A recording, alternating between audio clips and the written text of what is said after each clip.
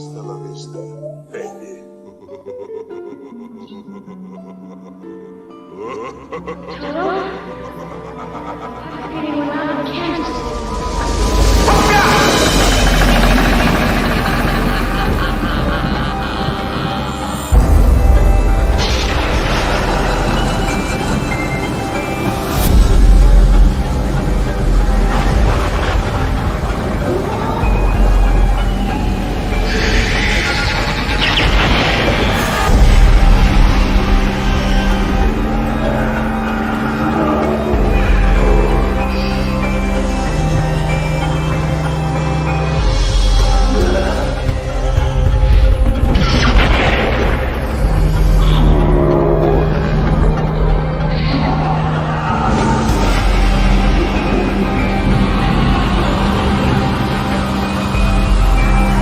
Fasten your seatbelts. It's going to be a bumpy night. Hello, ladies and gentlemen, and welcome to another Thursday night of fun, frivolity, and games, and of course, prizes. We're going to have 4 rounds of fun tonight, in which the last round you're going to have the chance of winning your own chance, a $30 off voucher for Neon Sign Designs. That's right, ladies and gentlemen, but I can't do this alone. I need some help in this wilderness out there. So I've roped in some people to help me, and that, of course, is David Callan and returning champ Rhiannon Elizabeth Irons. Please make them welcome. Hello! How are you guys? Thank you very much. Thank you. Is that your Elvis impression there, David? No, that's more I'm being polite and talking to you and hello, good to see you, hello. It's your dainty voice. I love it. Yes. Very good. Well, thank you so much for joining us here on another Quiz Arena. It is our final one for 2021. So, craziness ensues. So far, we haven't had any technical problems, but, the night is young. How has your week been, or your world been, David? It's been really busy. It's the end of the year. I'm trying to find a Christmas tree for my wife, who insists we get a Christmas tree, even though we're not going to be home for Christmas. It's like, honey, what are you doing? We do not need this tree. Yes. I'm driving around Sydney and it's awful. It's awful. I was about to say, are you one of those fanatics that's like, it has to be a real Christmas tree? Yes. Well, I'm not, but I'm married to a fanatic who needs a real Christmas tree. And thus it makes you. Yes. Man, people in Sydney really want real Christmas trees. And it's just like, I actually, if anyone can tell me, can you find a Christmas tree suit so I can just walk into the bedroom and go, decorate me, darling. Yes. And we'll take it from there. You could just be the resident in there, I'll just walk around as her personal tree and leave little presents wherever I go. Yes. I was about to say, there's a perfect segue into maybe the erotic novels that Rhiannon Elizabeth Irons writes. So I could just imagine that being a scenario, someone standing there in a dodgy morph suit pretending to be a Christmas tree, and, where did that branch come from, Just for the record, you can actually get a Christmas tree costume. So, yes, you go, could David. do that. Oh my God. Everything has been solved in my life. Great, thanks. It's been really good paying you. See you later. Bye. Yeah, there we go. And that was David Cameron.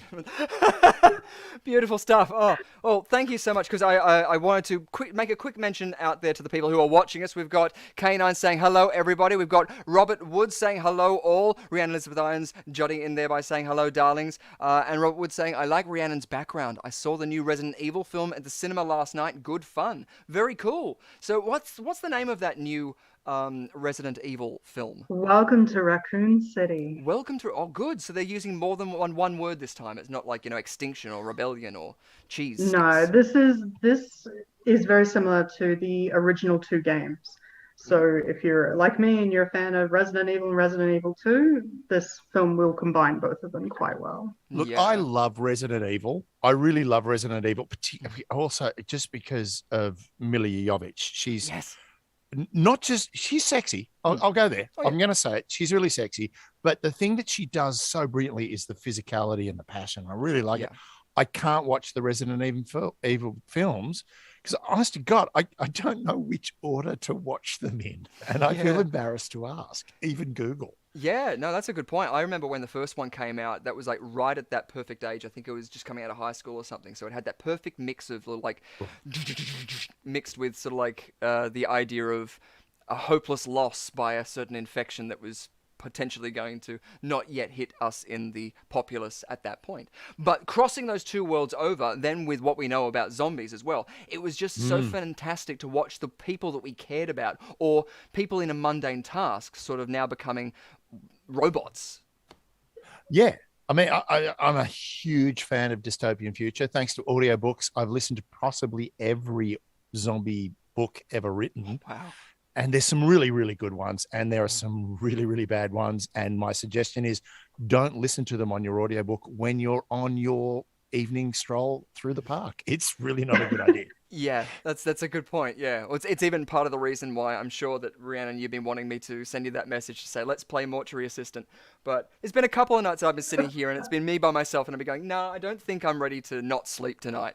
I am sorely tempted to come down just to sit with you to play it, because I've watched playthroughs of it and I am still screaming through it myself. No, that's it. I want to have us both on screen so I know someone's there with me, because I think if you were sitting next to me out of my field of view, I would be terrified. But every time you say do this, do that. So I think Rats. But no, more the merrier, because hopefully next year we'll be able to have a bit more of a QUIZarena Live in the visceral form.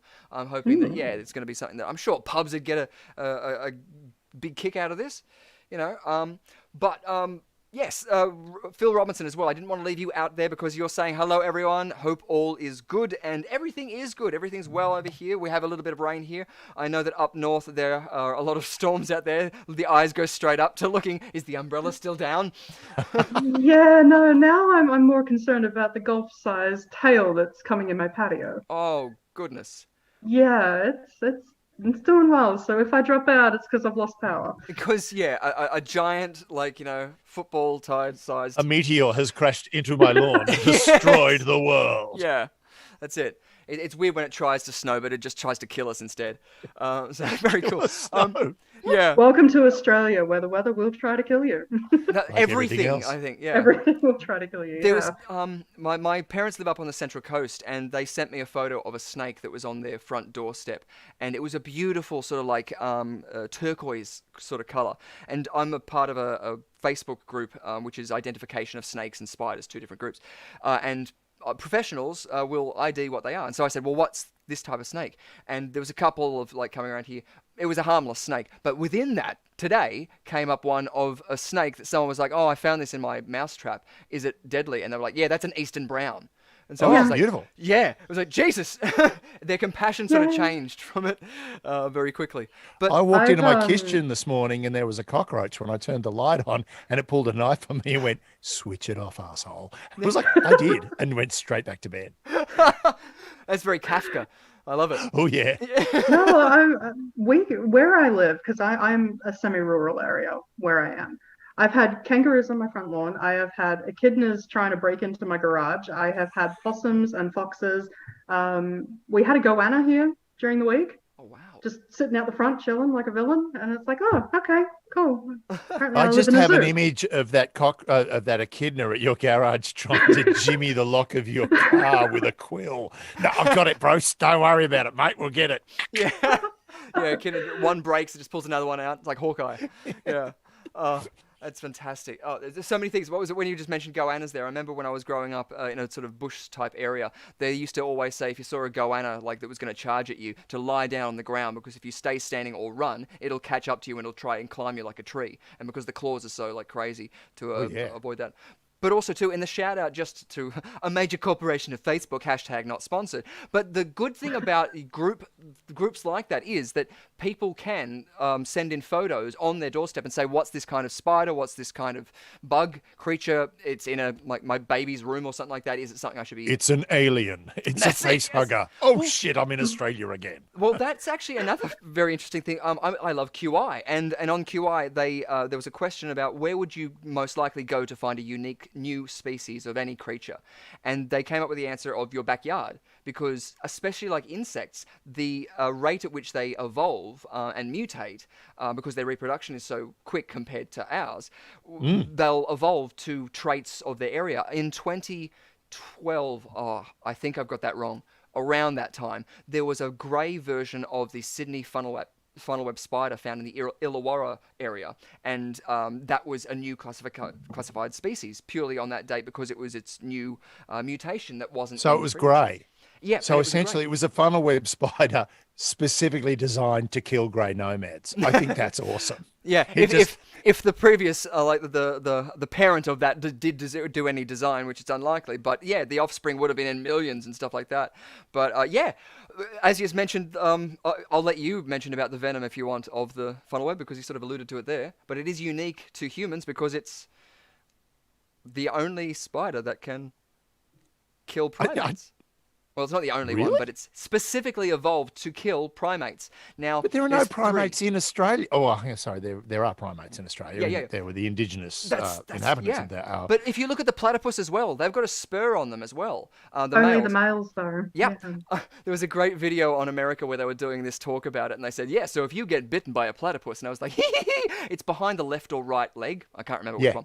Yeah. But that, again, has this sort of like predatory output, and it can kill a human. So it's the idea of going, well, why? Why would it have to defend itself against that? And it's most likely because the indigenous were so profound in our landscape, and with hunting the animals and stuff, they had to also be aware of that. But yes, it's. I think Australia was actually knew that the backpackers were coming and went, we've got to do something about this before they destroy the place. It was a pact. It was a pact the indigenous made with the it was a megafauna of nation. Australia.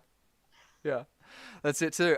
Sweet, cool, because we've gone into many tangents already, which I'm absolutely loving. But one of the tangents I do want to bring up is we were part of a stadium spectacular, David, which was called Ben-Hur, the Stadium Spectacular. Stadium Spectacular, which imaginative title. Ben-Hur, the Stadium Spectacular. What are you getting? Ben-Hur as a Stadium Spectacular. Good, I know what's going on. Exactly, and it was exactly that, ladies and gentlemen. So I think it was the ANZ Stadium at that point.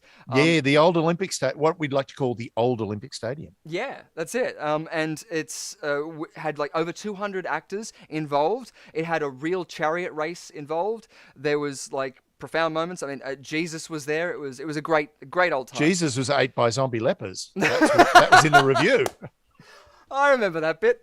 It was but it was a show that was actually produced in France by Stade de France, and it was a massive production that was done there. And they brought it out to Australia because we had the stadium that was large enough to have a chariot race and to put it on. And so there was only on for a couple of nights, and I was one of the gladiators, one of the centurions, and fight captain for the gladiators and some of the sequences involved in that. That's right. Yeah, and David, you were one of the most memorable roles. I'm pretty sure anyone who saw this show would have only remembered you from this show, more than Ben-Hur, because you were the announcer and the master of the games. That's it. I was the master of the games. Yeah, and you were also given the ability to improvise, sort of, and cheer up the crowd.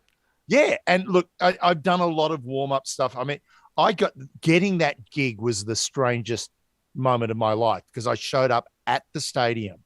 The production team were at the stadium at that point in time. That very day, the groundskeepers were marking up a soccer pitch in the middle of the ground for the Chelsea versus Sydney Football Club match that night. And I walk out into the middle of the stadium. I show up and the casting director went, don't tell them you worked on the Olympics. I did the beach volleyball at the Olympics, so I know how to work a big crowd, like 10,000 people 2 times a day. You kind of figure it out. Don't tell them you work for the Olympics. Don't tell them you're a comedian. Don't tell them you're an improviser. And I looked at the casting director and went, we're just lowering expectations here. And she went, we're having a hell of a time finding someone who can do this job. And I walked in there, and the great thing is, I had a briefing with the director, Aman, who was lovely. They were great people, really nice folk, but they were very much like, God, this is driving us crazy. And then as I'm walking down to the pitch, the head mech of the stadium turned around and went, oh, well, good luck, mate. This is a crap job. And I went, how much compression can you put on that Shure SM58? And she went, what? I went, how loud can you make that without it distorting? And she went, why? And I went, because there's no one in this room. There's no crowd. So without a crowd, there's no ambience. So my voice has to do all the work. And she turned around. All I hear was give him a thunder stick through her microphone to the audio guys. This microphone was the best microphone I've ever worked off. Absolutely unbelievable. And that's what got me the job. And then it was just the insanity of going through the rehearsal. You must remember the rehearsals. They were crazy. Yeah, everyone with their numbered vests on. You're wearing numbered vests, Yep. and, And it was just mental. Him saying French into the microphone, like, and so you're trying to go through many layers of like interpretation. Oh. It was great. I was gonna say I do have a clip lined up here, which I'll show you in action, where you can hopefully make out the voice. But it's so true. It was iconic because it filled the stadium, but you had them in the palm of your hand, and as you said, you've done this many times before, and you can see it. So let's play this clip now. With audio, maybe that'd be a good idea.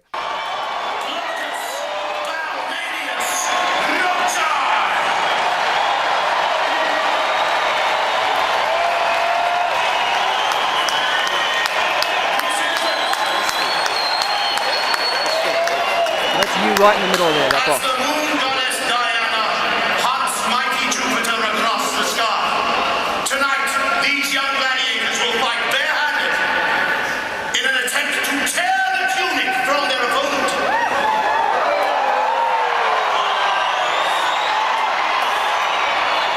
The ladies swoon, the men feel it out. Should a gladiator lose his tunic, you are to boo him from this arena of ours. He has brought shame to this stand. He has brought shame to his principal. Let us practice our booing on the count of 3. 1, 2, 3. Do you hear that, gladiators? That is what will accompany you if you should lose. Beautiful. However, Nice, God, awesome. that So was yeah, mental. gives you a little bit of an example out there of what you were doing, and I think there was like, I want to say like 80,000 people. Like, it was a massive crowd. 42,000 people over 2 nights. Jesus, So yeah, just under 90,000. yeah. Not that I'm counting. No, and who does? Actually, I always count the numbers. But yeah, and you can see you were up there on the big screen, things like this, and what you can see the angle that we're that's being shot from, just to the right of frame, is where the emperors would sit, and all of the Roman delegates, because of course the story of Ben-Hur is set in ancient Rome, and so you Oh, had... no, not ancient Rome. No. Oh, sorry. By this point, we're in Palestine. It was Judea. He was in Judea. You're right. You're absolutely right. I don't think he got to Rome till... No, did he get to Rome? I don't know. It wasn't the emperor. It was Pontius Pilate the whole It was time? Pontius Pilate, played by Ian Roberts, NRL, the first openly gay NRL player, Ian Roberts. And he is a funny guy. Yeah. Walk into a dressing room, looking at Ian Roberts, who is nothing but muscle, Huge. wearing a pair of very stylish Calvin Klein boxer shorts and Roman sandals. And I'll tell you, yeah, you'll understand why NRL is appealing. Yes, absolutely, yeah. No, well, that's it. And it was cool, too, working with the actors that they brought as well over from France. Because the guy who played, his name escapes me, the bad guy, is... Messina. Yes, Messina, yes. I loved him. I had so much respect for him because both he and the guy who played Ben-Hur were actually riding those horses, actually behind those chariots. They were doing the whole thing. And the horses that they used for that as well were the Australian stunt horses that they'd used in, like, thousands of productions for Australian films, and the Olympics opening closing ceremonies, and things like that too. So yeah, it was a lot of stuff. And the ground, that orange ground, I'll just bring it back up again, was actually crushed terracotta tiles. The whole thing. Yeah, which was crazy. Hard as bricks. Yeah, it really was. And it was the sort of thing that if you fell on that, you would just cut up and graze. So part of the reason that I was there was a fight captain at all was because there was numerous sequences which fights took place. And in this sequence, it was a gladiatorial battle where gladiators came in there and we had to tear the tunic off our opponent. But then there was 2 champions right at the end that did a massive spectacle wrestling piece. And that was really interesting to do because both of those guys were wrestlers. Yeah, they were pro wrestlers. Yeah, and having to do that was the hardest thing, was constantly having to tell them, can you do these falls on what is going to be crushed terracotta tiles? And it was that safety measure which was the hardest thing to constantly communicate to everyone, just going, okay, remember the surface that you're performing this on. Like, it was Remember, only 2 it can nights, kill you. but This can kill you. that's it. And it looked so good, but they were doing it on grass on that other stadium in the rehearsals, and it's just like going, it looks cool, but you want to be able to do the second performance. And when I was working with the Action Academy and the Australian Stage Combat Association and Sydney Stage Combat School with Kyle Rowling, who was the fight captain for this whole production, he did the overall. Yeah, he did all of the stage combat for this. The sequence on the boats with the women when the pirates overtook the boats. Women pirates. The women pirates. I love that. It was genius. It was an epic show. Even just by describing it out now, it was like amazing to sit there and be in these stands. I was on the center area when the chariots were going around, and it was surreal as all hell. I mean, it really I'll tell you that for me, my first entrance, which was just before this sequence, just before the gladiatorial combat, and then I had to like call the chariot race. But for that sequence, I was literally like counting the seconds that Russell Crowe was going, and then he was sold into a, Ben-Hur went off somewhere else and did something else. Why we do something else? Because they had to wash the whole gladiatorial combat was to allow the actor playing Ben-Hur to wash all the makeup off and redress him to come back in to meet Pontius. Yeah. And the thing that was interesting about that for me was I was like just that little voiceover. I think it was about 11 seconds long. It was like you really focus you're really concentrated on how much time you had, because when that voiceover finished, the lights would come up and I had to be center arena, and that's a big room to cross, particularly when you're wearing a massive toga and it's crushed brick. It was an incredible show to do because it was massive. It was an epic. It really as was. Ben-Hur is. It really, really was. And again, I think I was wearing Caligulas, or at least Caligals, which I assume were the leather strapped boots, sandals. Oh yeah. I really wanted to pinch mine. I really wished I'd stolen them at the end of the show, but I didn't. I really should have, because I actually really like wearing them. They look great with a kilt. Yeah. No, well, the outfits were amazing. I mean, all of the soldiers' stuff was real metal armor, like it real was shields, armor. real swords, real. Like the whole, we didn't draw the swords, yet they were all steel and you could pull them out and everything. It was just like, why? So much weight. But it's the French and they want to be accurate. That's the French. I mean, they did sort of, the nice thing was the director afterwards turned around and said, "You don't speak French, do you?" I'm like going, "Oh, you reckon?" Yeah. He was like, "Oh, it's just we're doing Excalibur next year in Paris and I would so like you to be the court jester." And I'm like going, I can learn French in 2 weeks. It was like, no. You can do it, just cram. Basically, what I would have done was I just would have basically got someone to teach me the lines so I could mimic them and then start playing. But you would have done that joy before, of this was, I mean, I had a line in there which was talking about, citizens of Romebush was the first thing. I didn't call them citizens of Rome, it was citizens of Romebush. But also then to turn around and go, getting out here, stuck behind the chariot of some rich senator on his way to his latifundia, the traffic on the M4, the M4 was appalling. It was a huge laugh line because it was making the M4 a part of Roman history. It was good. That's it, exactly. And I couldn't do it in a foreign language. I could see exactly. Even picking up with the what would make that joke funniest exactly in that sort of language. It's no, that's so cool. Like, and thank you for indulging in that, because again, even just by saying it, it was to be involved in it. It truly was an epic that felt. We were in a coliseum. We were like, it's as close as you can get to modern day. The same thing. We will never see the like again in this city. No. I'm telling you now, we will never see it, literally, because it was $15 million and I don't think they made their money back. It's pity about that. But you know what? I was really happy because I got a good review. Yeah, dude. Yeah. And it was immense fun. And so if any of you have seen it, please mention in the comments if you saw it, what you thought of it, and your favorite, most memorable part of it. Because I thought it was a very pinnacle moment of my life that's never going to sort of shift easily in memory. So yeah. And I don't think there's actually even a copy of it, bar these clips on YouTube, which you can sort of scout around.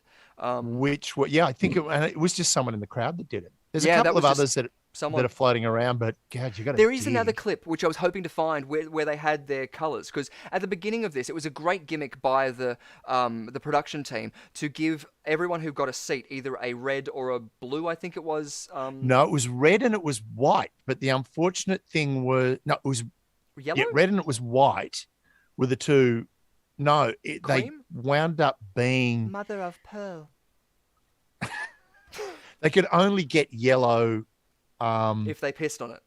No. Yeah, well, but that was the joke. It was like I get a phone Oh, call. I see I'm what you mean, driving yeah. to the stadium for Yeah. opening night. That's why they wouldn't I'm have blue, of course. Mm. It wasn't blue. It was like it had to be white or red for some reason. They were the two colors but that even historically, you were because wearing. blue comes from lapis lazuli or something like that, or stone. Lapis lazuli. Yeah, and beetles, certain beetles that you can crush down in different areas, but I don't even know if that's significant to that. But yeah, that would make total sense. But I get a phone call from the producer as I'm driving to the stadium for opening night going, we've got a problem. And I went, what? And they went, they're meant to be white scarves. We couldn't get white. We could only get yellow.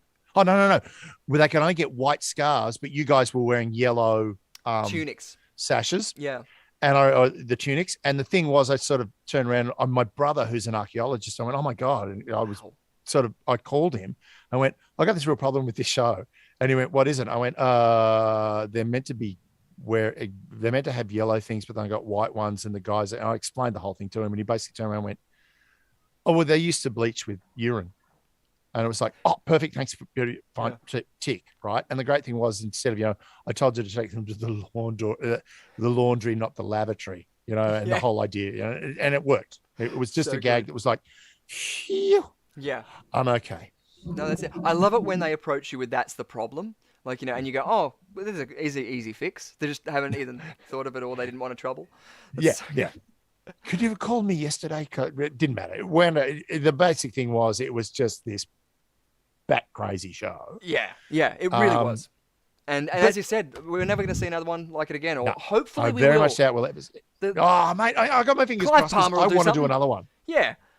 Like, where's Titanic 2? Where's that? That's still getting built somewhere in Asia, isn't it? Titanic, the stadium spectacular. I'm in. We flood the stadium. Exactly. Totally. It breaks. Like, yeah.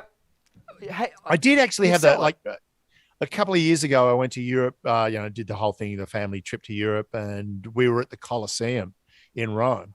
And honest to God, my wife looked at me and went, "What's wrong?" And I went, "I'm home. This feels like home." And I wound up the 3 or 4 days we were in Rome. It was this massive tour around Europe.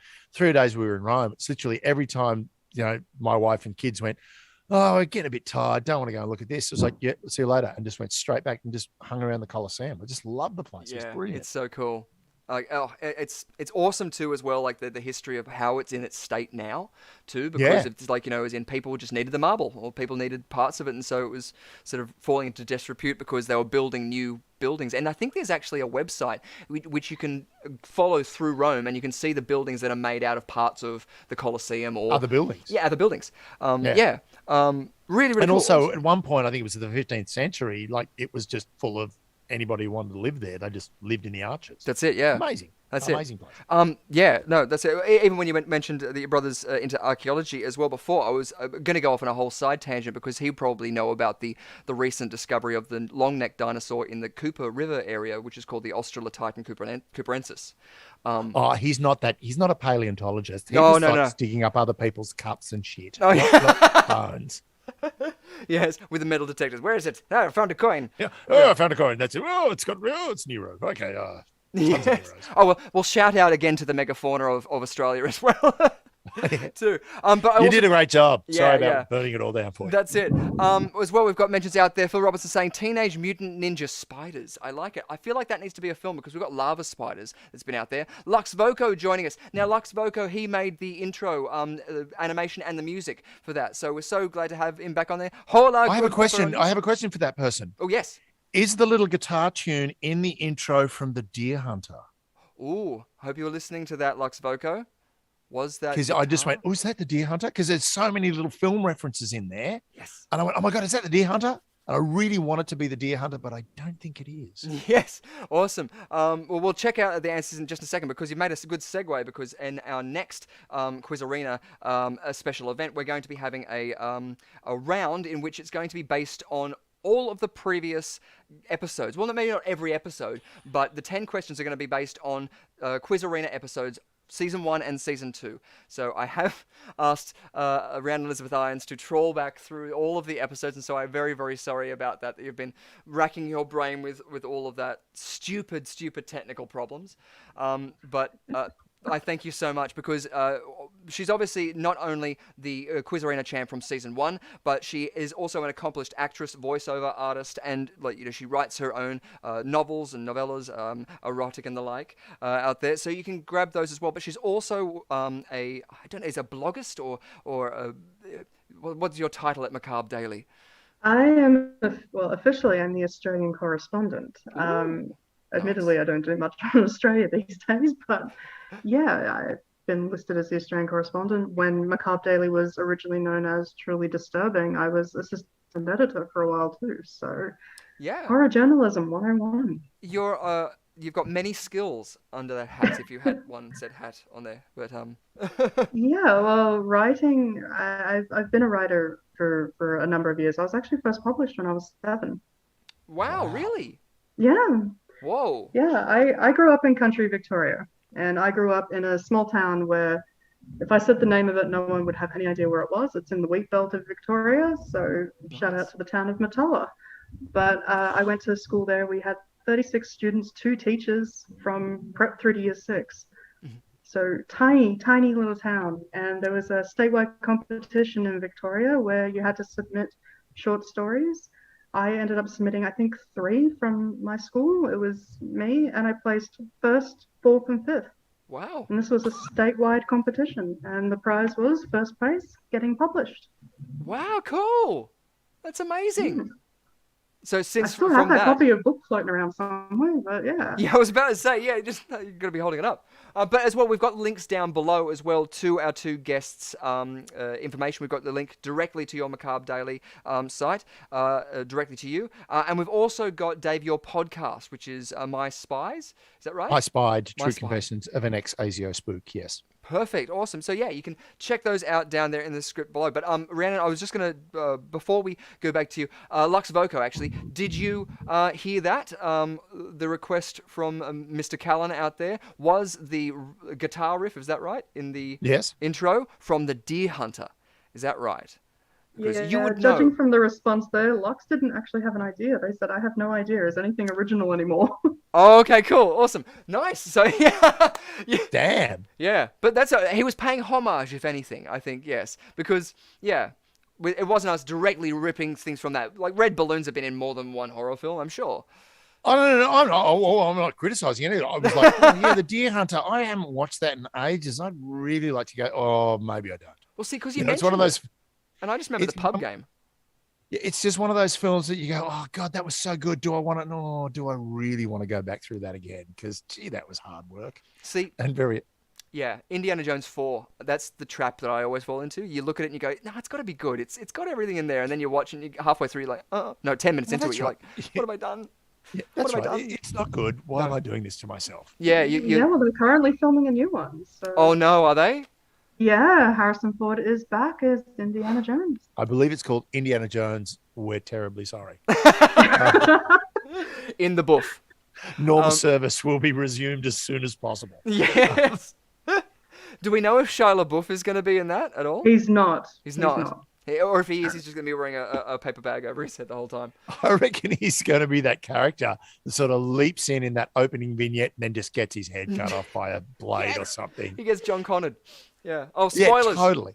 Sorry. Just- I need to mention that, yeah, that if I do, I'm terrible with that, and I'll just say something like that, like, hell, we started off the whole thing with the first word being mentioned is rosebud, so, like, I want to give everyone the biggest leeway, but I do apologize if I spoil anything for you, but, l'chaim. Oh, actually, speaking of Rosebud, okay, so when I was on with Cameron said that no one hears anyone saying Rosebud, hence why the whole thing was sort of a spoiler, and he was sort of like, I've kind of ruined the whole movie now because no one actually hears him say Rosebud. The butler heard him say Rosebud. I freaking watched it just to prove someone. That's so Right, so good! there you go. There Yes, you go. that was on a Someone actually previous did hear episode. him say Rosebud. I It was like that. Raymond the butler. I thought it was literally just like I haven't, it's been a long time since I watched Citizen Kane, but the whole idea of like, when I watched it, I didn't really sort of like think about, did anyone hear him say that? Yeah. And also I can't go past The Simpsons. Oh, Bobo. Boo Boo was what a beautiful homage to Citizen Kane. Just fabulous. I just remember that it was like a film school. Every film school class started with that opening shot, and it was like, let's analyze this again. It was just like we've seen it so many times. We know. I just remember the peacock thing. That's what sticks in my mind. So when you were saying who heard it, and I was like, I want to say the peacock or the lyrebird or whatever, but it's awesome. The other thing is, like, if you want an opening shot, the opening shot from The Player. Now that's a lot of fun. Oh, The Player. I don't know that. Oh, you've never seen it with Tim Robbins, who plays a studio executive in Hollywood. Yeah. And the opening shot is like, I think it's like an 8.5 minute tracking shot. Oh, whoa. It's this massive no edit tracking shot. It just goes for minutes. And Cool. my favorite bit is there's one point where Martin Scorsese walks through shot and this guy just goes, "Hey, Scorsese, I love Cape Fear." And it's just a brilliant movie. It's a murder mystery set in Hollywood. I just pulled it up brilliant. now, and I can't believe I haven't seen it because, You've never seen The Player? Yeah, I know, right? But that's what I love about this show is those references that like spark off those things of going, now I want to see that. The amount of like John Cleese films I never knew existed, like, just because of references and stuff like that. Yep, definitely watch The Player. It's a classic. It's a great 80s sort of 90s homage to Hollywood. Yeah, Miff Max is saying A Touch of Evil has a great opening sequence tracking shot too. So I'm trying to remember that one.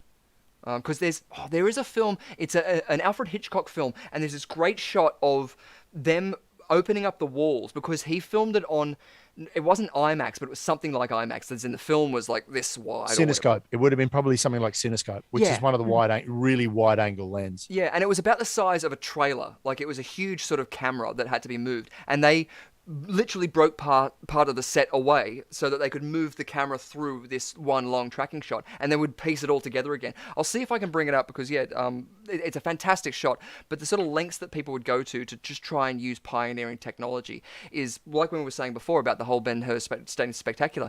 I'm sure that certain technologies and certain things would have come out of that experience that would have implemented new areas of business or thinking or implementation of technology, because those risks give that new sight that people usually don't take those risks because there's no like turnover. But we wouldn't see something like that. And even in the comments, I mean, who was it mentioned that like it sounds incredible? Like, Robert Woods, that all sounds nuts when we're talking about Ben-Hur. So it's something that I think that's a very accurate description of what we were talking about. Yeah. It does sound nuts because it was freaking nuts. It was chaotic and crazy.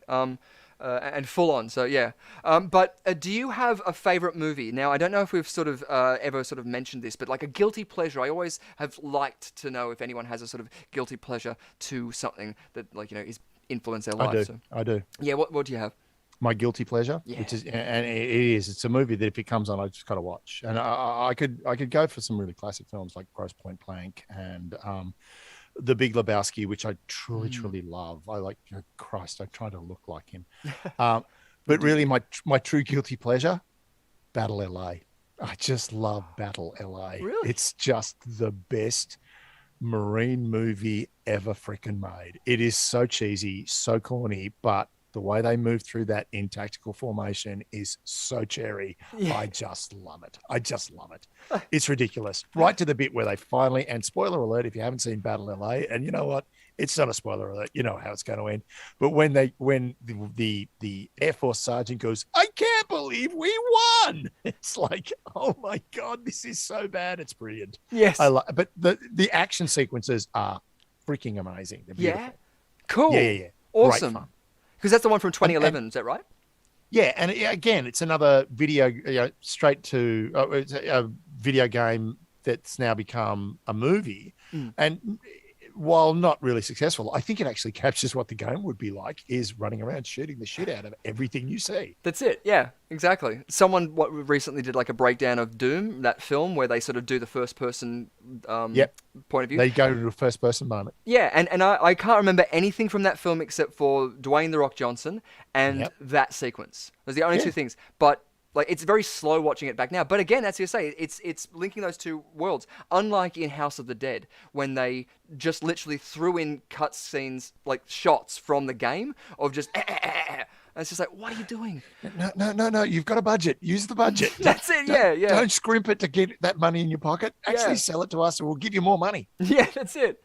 And Rhiannon, do you have we ever mentioned if you have a guilty pleasure on here? I'm sure we have, but No, we haven't. I kept my guilty pleasure pretty secret, but Ooh, we it's don't. actually Street Fighter with Jean-Claude Van Damme. Oh yes, classic. Oh, great film. Now is I thoroughly love it. Rule Julia, can we just bow down to Rule Julia, please? absolutely, I mean, he's absolutely. brilliant as Gomez. He's brilliant as M. Bison. Yeah. And yeah, just having a look at all the cameos and like, I mean, Kylie Minogue's in it for God's sake, and Really?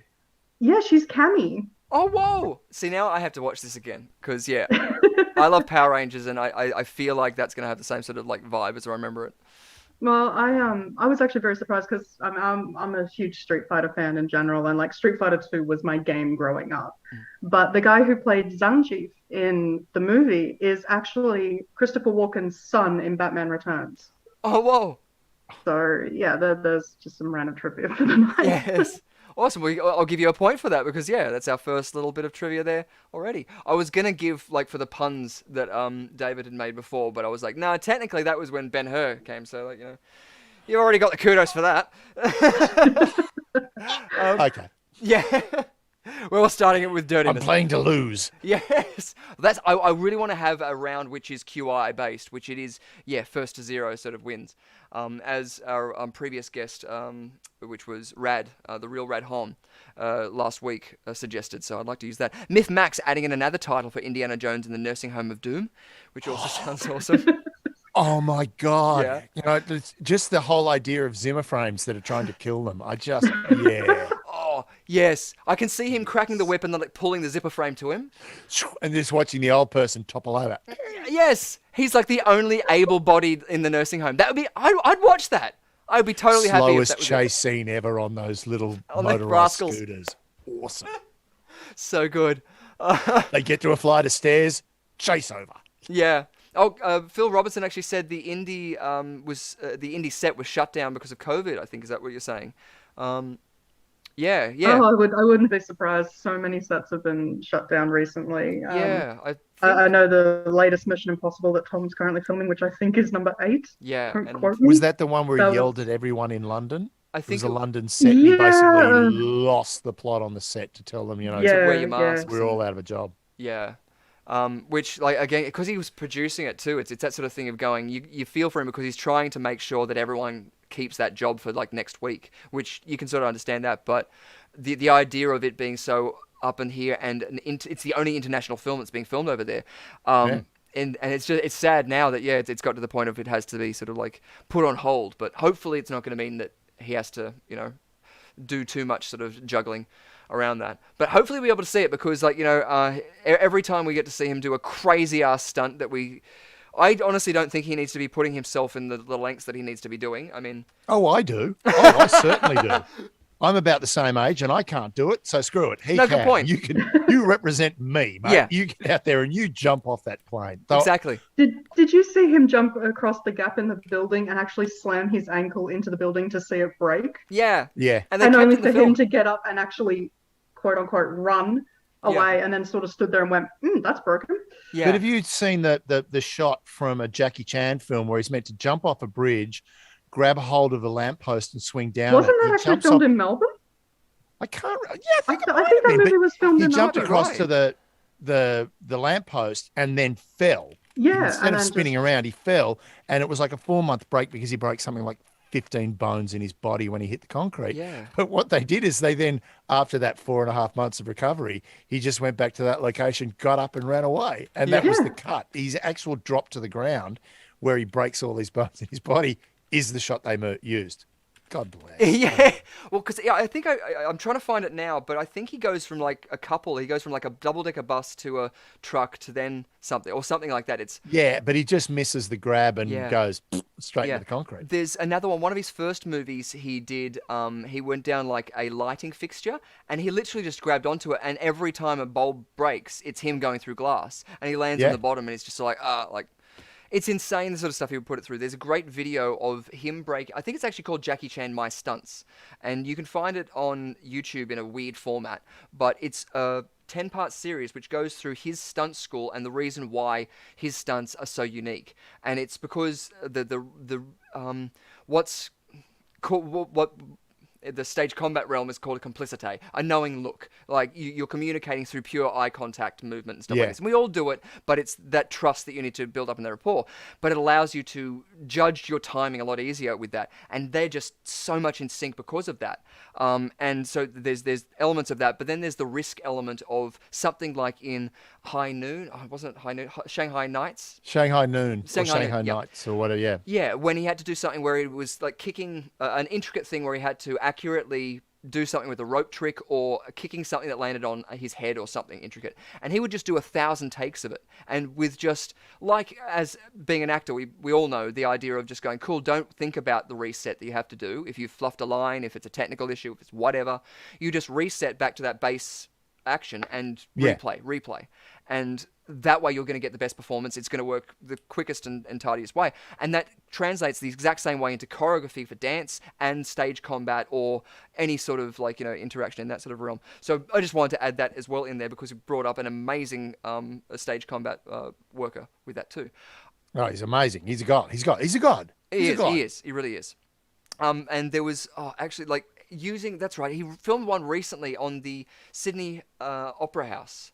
A fight sequence up there, which can't remember what it was for, but that was like about 5 years ago, I think. It was for the 10 tenors.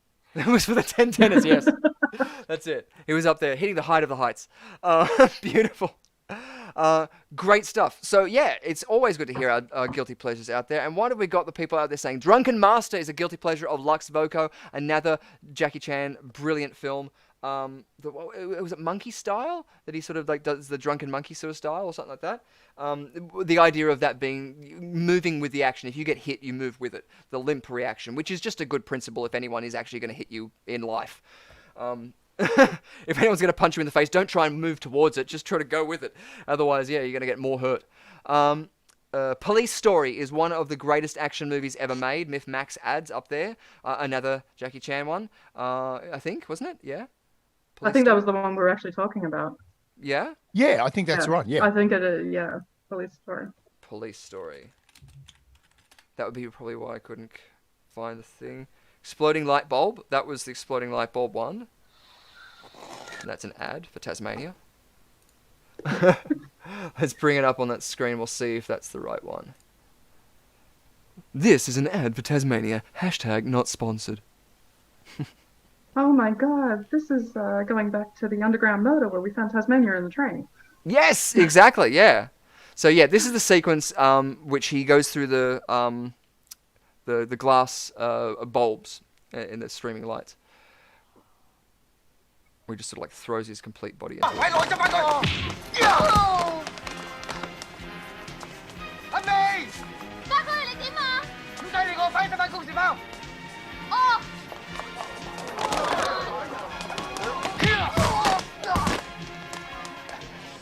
Hopefully any second now.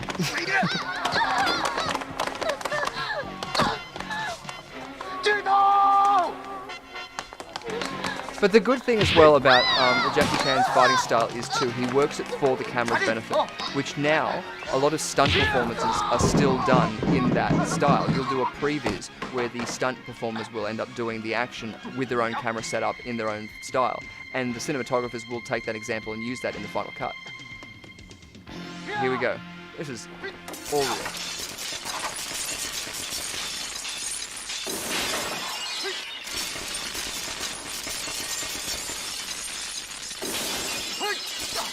No wonder if you did it, yeah, you want to have multi shots, wouldn't you? Any Jackie Chans are there in this film? Yeah. There's 3 at least. Beautiful.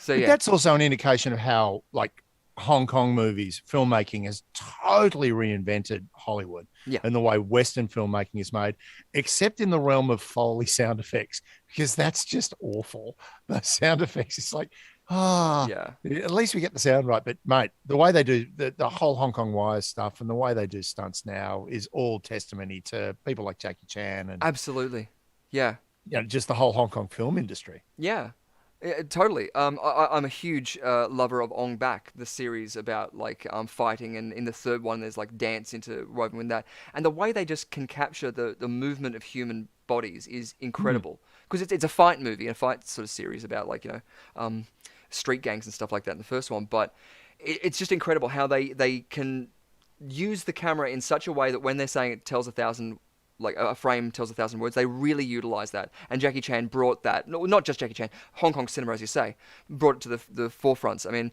if it wasn't for Quentin Tarantino as well, giving it as well that license in modern life, we wouldn't be so, what's the word? Accepting, I don't think, of it.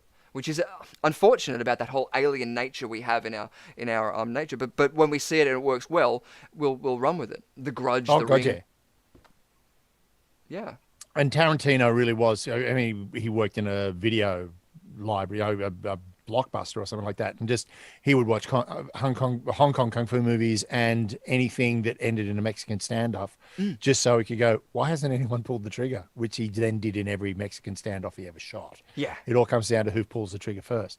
Yeah, I mean, lovely to watch the evolution of cinema. Yeah, it really is. And from an international point of view as well, I think that's what's really good about now, and even, again, shouting out to another major corporation, but the good thing about YouTube is it allows us to put up TV shows that now you can't see, or segments from things that people have gotten from their VHS. So not only that, but sharing their own knowledge if they've got a skill or an expertise and a point of view that they can have an outlet. Here's a lovely bit of movie trivia, and it's a really good one to look for.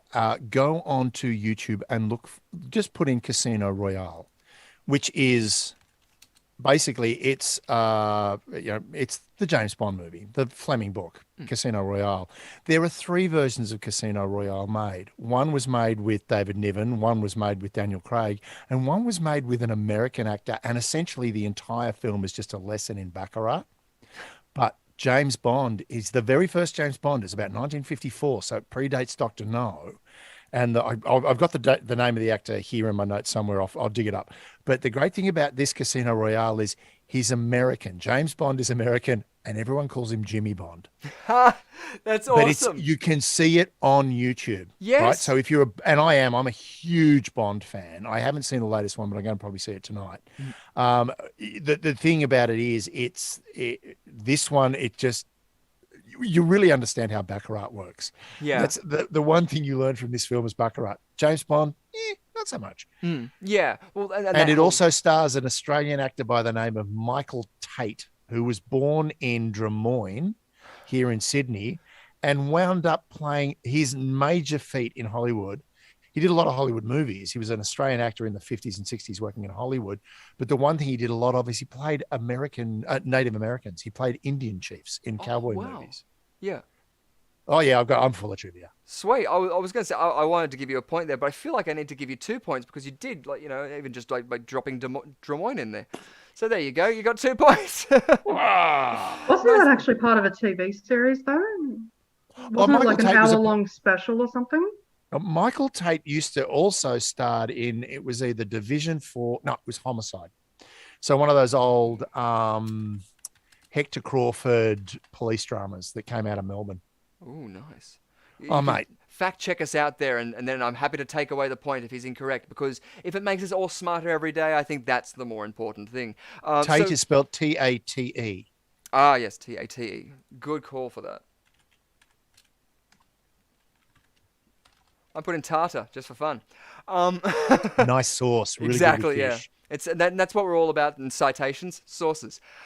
So, speaking of which, oh God. I need my actually, I feel like I now want to go and get it because it's our last episode, and damn it, I'm going to do it. So you can banter amongst yourselves while I grab our Dan Aykroyd Crystal Skull vodka. Oh my God, you still have some left?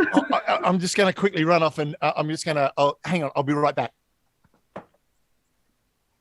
Excellent. Now you all have me. Oh my gosh. Did we leave you all alone, Rhiannon? Oh, I'm fine with that. I'm used to being alone. Oh, good. Well, then you and I can have this. Oh, it sounds good to me. I know. The green screen isn't necessarily liking it, but yes. He's been in the freezer the whole time, so it's going to be a bit of fun. But whilst you're here, and Dave's not here, we will throw up the spin wheel just to show our people at home the games that we are going to be playing tonight. And we are going to be jumping into our games very soon. So we have Never Mind the Spicks and Specs. Never played that before, but hopefully we will tonight. We have a Monster Mashup. We have a Viewer's Choice. We have a Bankrupt, which I'm going to change to Jackpot Rupt, I think. We've got my personal favorite, Spin Again. We've got Player's Choice, which means you guys get to choose, as in our players tonight. We have Chrono Loco, our last for the year. And yeah, that's going to be a bit of fun. So yeah, the viewer's choice is of course the choice that you guys get to choose, the one that you want to see played. I took off Brittany and the Toxic Avenger just because we've had it quite a few times. So we've still got Don't Mind the Spicks and Specs though, and that is going to be a music game, but we just don't have to listen to the whole thing. Do I have to sing? Oh, don't make me sing. Please. Only if you want to. I didn't bring a glass, so. For I will always love Smooth. you. Who is Hugh, and why do I love him? Yeah. Hugh Laurie? Jackman. Oh, yeah, the Hugh Jackman. Yeah, who doesn't? Yeah. I'd turn for him. I would. So, yes, that's again, they're the Crystal Skull vodka from Dan Aykroyd, hashtag not sponsored, but yes, we've got to be drinking. Are you going to be breaking that out next week, Richard? Hells yeah. As in, what goes with eggnog? Is that vodka or is that gin? Brandy. Oh, it's brandy. Good. It's brandy. Yeah. Good. Brandy I can work with. Sweet, yeah. So as Rhiannon just lovely brought up then, we do have our next week, which is going to be our QUIZarena Christmas Stravaganza, which is going to be another escape room thanks to virtual escaping. So you can join us for that and help us try and solve the mystery that Xander Klaus has up in the North Pole with the Expedition North Pole escape room. It's a hard mission, so I don't know what's going to happen, but I kind of like the risk that we could fail, so I'm all eager for it. And of course, we've asked our previous guests of Season 1 and Season 2 if they would like to join us. So we're going to be having Rachel Wiggins from Wolf Creek 3, who's going to be joining us. Rhiannon Elizabeth Irons is going to be there because she's essential. She helped us out last time, and so she's going to be there. And of course, we're extending that to you too, David. We would love to have you there because... we like somebody wants to talk to me again. Yay. Okay, I'll do that. Yes. Awesome. We say that now, but then you'll get halfway in between it and we're saying, why don't you know math, David? None of us know math. What was it last time? Yeah. It's not my job. That was it. Yeah. Yeah, Piotr took one look at a puzzle and went, oh dear God, what the hell is this? And I'm like, oh, if you just do this, and this, and yeah. That's it. It's a collaborative effort, and I think that's what I love about it too. So, yeah, let's have a gander at what some more people have written out in the comics whilst the alcohol hits me. Here in Tasmania, we now have light bulbs. Phil Robinson says, tying those two ads in there together. Miffed Max recently rewatched The Raid 2, easiest one of the best martial arts movies of the 20th century that he's seen. Lux Boko saying, David just triggered another guilty pleasure, Dances with Wolves. Oh, of course. Yes. I remember that when I was little. Didn't understand it, but... You remember it when you were little? Yeah, I saw it when I was a kid. When I was an adult. This really is not helping me. It's not doing my ego any good whatsoever. No, a friend of mine who's we do a lot of roving stilt performances, and she's an amazing trapeze artist, and actually the daughter of Monica Trapica from Play School. But we go on about our 1920s, 1912. Like old school flapper girl, swing dance stuff. So I want to have an episode that she's on where we can just do 1920s as a reference, because I like to mix it around, and I'm hoping that in all of these, at least one person in your household will be able to answer one question, and you at home will be at least stumped on one. So that's hopefully what's going to happen here. So what I did just before is we brought up the spin wheel just to show up there what people can expect from our games tonight. We have Spin Again. We spin the wheel again. Player's Choice. You guys, as in our guests, get to choose. We got Chrono Loco. 5 movie posters need to be put into chronological order. Never Mind the Spicks and Specs, a musical mashup game. We've got Monster Mashups, which is a movie poster mashup game. We've got Viewer's Choice, where the viewers at home can choose which one we're going to play. And if our first round you land on Bankrupt, you will get 5 points, and after that you will lose 5 points. So one of our first things actually we need to do is flip a coin. I think I need to reset that. No, that's all right. I'll do that in a second whilst we finish off with our comments out there. K9, Peter Lorre. Oh, yes, Peter Lorre was the villain in the original Rick, you've version got of to help me. Oh, the Nazis are coming. For some reason, I wanted to say, the plane, boss, the plane. but two Yeah, different you characters. do, but it's also Mr. Spade, you know what I'm looking for. The Maltese Falcon. Yes, He very, was very true. I believe he was Hungarian, was young Peter Lorre. Yeah, fact, I I think don't- you may be right. But, And he was first discovered in Germany? No, it was a Or German Austria? film. Was it Dial M for Murder? Oh, I don't know the name of it. I feel like it was a German film or Austrian or something. Yeah, around there. It was but, definitely a German film. Yeah. And a really cool, like, amazing straight actor. There was, what was it? Arsenic and Old Lace. Like, that's a guilty pleasure for me. Arsenic and Old Lace with Cary Grant. And he's in that American version of Casino Royale in the television, because it's a live television version of Casino Royale, and Peter Lorre plays Le Chiffre. Holy shit! There you go, full circle. Oh my God! Wow. Peter Lorre is the key. I'm just checking my pulse. Yeah. Yep, I'm just pinching myself. I am awake. Oh, good. Oh, fantastic. I was going to say as well, Dances with Wolves as a child, that the biggest thing I can remember from that is that taught me to remove dead animals or dead like animals from water because it contaminates it and you can't drink it. That was the biggest lesson I have. And I have pond setups, and that's still very important. If you have a rotting animal in there, you need to at least have something in the water that's going to eat it. Anyway. Good point. Yes. Now, the breakthrough role for Peter Lorre was M, 1931. Yes. And then he did The Man Who Knew Too Much in 1934, and that was his big break. But M was the Fritz Lang movie he did in 1931. There you go. Just wanted to show you that I can operate a Google machine. Nice. Yeah, these old intraweb things. Yeah, no, I still can't get the hang of it. But I did notice that down below there, K9 and Myth Max said just M. So I think that, yeah, they made that connection as well. Nicely done. Perfect stuff. Where was the top there? No way you got the right. Hi, Rhiannon. I don't know what that was, but that's fun. If you look up Jimmy Bond, he's one of the multiple Bonds in the spoof Casino Royale and was played in that movie by Woody Allen, Myth Max says. Robert Wood Correct. says, we watched that Casino Royale in a James Bond marathon. Crazy stuff. Yes, there is...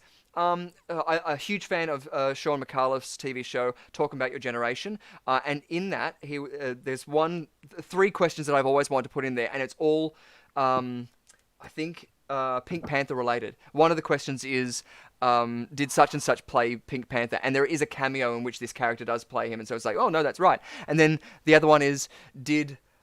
Peter Sellers once play the Pink Panther? And you would usually say yes, but no, because he played it twice. No. Yeah. No, he never played the Pink Panther. He played Clouseau. Oh, sorry. Then that's my drunken. Yes, you're right. Sean McAuliffe is a Maybe lawyer, being so I don't want to semantic, say he's but- incorrect. You are correct, Dave, and I was incorrect. So yes. And again, I bow down to Raul Julia. Well, who doesn't? We all do. Exactly. And I'm going to get more into this. Good. Phil Robinson is excited. Lux Voco, pole escape rooms. Oh, yeah, North Pole. I see what you're doing there. Not necessarily pole dancing escape rooms, but you know what? If there's more of this involved, it may get that. Yeah, who knows what will happen. Exactly, yeah. Yeah, it might be another one for your books. Another one for the books. We haven't had a Chronoloco for a while. I like it, Phil Robinson, yes. And I feel like just The because last you've time you had mentioned it, I wanna- Chronoloco, I was on. So, sorry? The last time you had Chronoloco, I was on. Oh, so yes. Well, the good thing is, the first 3 rounds, you don't know any of the things in there. This Chronoloco may be a little bit easier. Because we were getting it very often, I did try and make this one a little bit easier. But Prost! Skål. Oh, yeah, that. Slanche. And other things. Oi, there we go. No glycol, apparently. But, yeah. Looking forward to the new Ghostbusters Afterlife. So, there you go, Dan. What are we up to? For the record, everyone, I have now finally watched Ghostbusters and Ghostbusters 2. Yes! So, you know. Awesome. Fantastic. Yeah.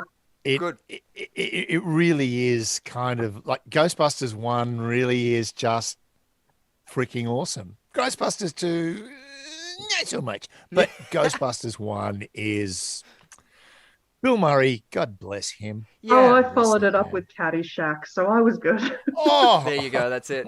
Exactly. When you watch them side by side as well, because I grew up at the perfect time when Ghostbusters was enough, was creepy enough, whereas the what was it, librarian ghost just was like, no, I'm happy to stay outside here at that point. But that grabbed me at that point. But when you watch them side by side, 1 then 2, you can't help but kind of get soul destroyed by the commercialization of the second one, how it is just sort of the music cues. It'll do a hard cut from something that's really scary and intense to then to light and fluffy like New York music and stuff. And there's a lot of reviews on the internet about the problems that they went through with the sequels of Ghostbusters. I mean, the third film, also the computer game, I still has a huge soft spot for me, and that is that storyline in that feels much more like a Ghostbusters film than even the second one. But the scary moment, I mean, I've got, where is it? If we land on a D20, we'd have a Tobin's Spirit Guide from Ghostbusters. So we've got the spookies from that. I don't know, David, you've done any D20 or rolling of the dice, but that's a game we have. Yeah, I've done a little bit of that. Yeah, I've got to be honest with you. I spent at least 2.5 years very, very, very deeply engaged in a campaign of rifts. Oh, wow. Which, and my character class was one that went slowly insane the more he played. So it was really just way too much drinking and 20D dice rolling. It was but you know what? You got to do something with your 20s, and that seemed pretty good. That's exactly all the best stories. All the best stories begin with when I was drinking. Yeah. That's it. Exactly. That's why I started early. It's good. Phil Robinson actually adds in there, he must have seen it. He says 8 out of 10 for Afterlife. It was great. So yeah, he really likes it. So he said it made him jump as well. There are a lot of the reviews, obviously, because I deal with a lot of the US. They're telling you to bring tissues. Yeah. Because just to correct, because again, being an old person, I don't see a lot unless it's got a cricket ball and bat involved. It's kids that are the Ghostbusters this time around, isn't it? Yeah, Egon Spengler's granddaughter or something. Granddaughter, yeah. Now, cool. Because I saw the trailer for the first time today and went, they don't look like Bill Murray. No. Although I have heard that they are in it. I think that they make an appearance somewhere through it. And I know that... They did, because I shared the video on Instagram. Yes, I was about to say. Yeah, was that the clip? No, it was behind the scenes. Oh, so cool. They're in costume. They're in the flight suits. They got the packs on. Yeah. I really hope so, because that would make it worthwhile. I hope they're in the flight suits with the packs on and they're ghosts. That's what I want to see. Cool, yeah. Wouldn't that be great? That was something that Bill Murray always wanted to say. Even from the sequel, he was like, no, I want my character to be killed off and be a ghost in it. And so that was what was pitched a couple of times for the third film when I think Dan Aykroyd and Harold Ramis wrote it, but it was hard to get Bill Murray on board. What about Bob comes into mind? That was because he wanted to do more straight films. Yeah. Oh, he did Ghostbusters 2 purely so that he could get the funding or the ability in the studio to make this other film, which was a straight drama, which he was in. Yeah. Which I can't remember the name of it. But What About Bob was another one of those that he did near it. Cool. And I want them to re-release Groundhog Day. Say, they're doing a sequel or something, then just re-release the original into cinemas or something. I think Bill Murray would thoroughly enjoy that joke. I want to see the musical, the Tim Minchin musical of Groundhog Day. Apparently it was supposed to be quite good, but it only lasted for a couple of weeks, and I can't find any reason why it was pulled. It wasn't like Rebecca, when that was pulled because the finances, pretty much had a... COVID? Did COVID kill it? This was pre-COVID. This was, I think, 5 years before 2020, I think. I could be wrong. I feel like it was just after he did Matilda. Tim Minchin, sorry. Yeah, God, that was spectacular. Wasn't it? So amazing. But also, too, it really, I think, pays a lot of homage to young performers when you can see the song that Matilda sings. I think it's, what was it? Something naughty, be naughty or something like that. It's the cadence and the beat of that is so all over the shop. It is so hard to sing. It's like on the same level as Into the Woods.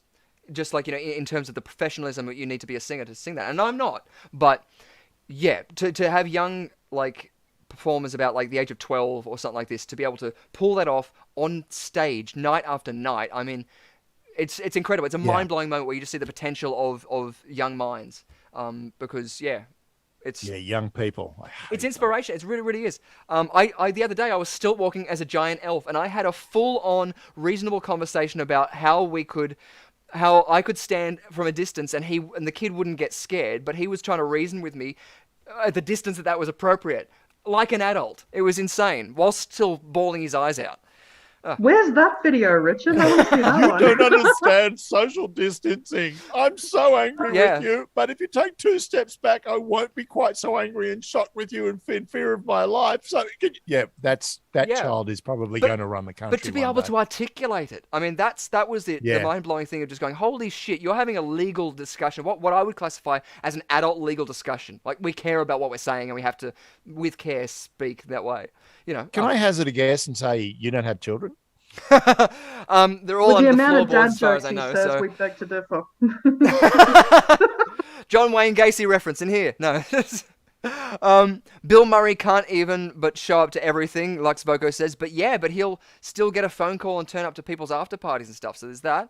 What About Bob was fantastic as well. He's throwing in there. They called Groundhog Day 2 Edge of Tomorrow. Phil Robertson saying all the kids do a fantastic job.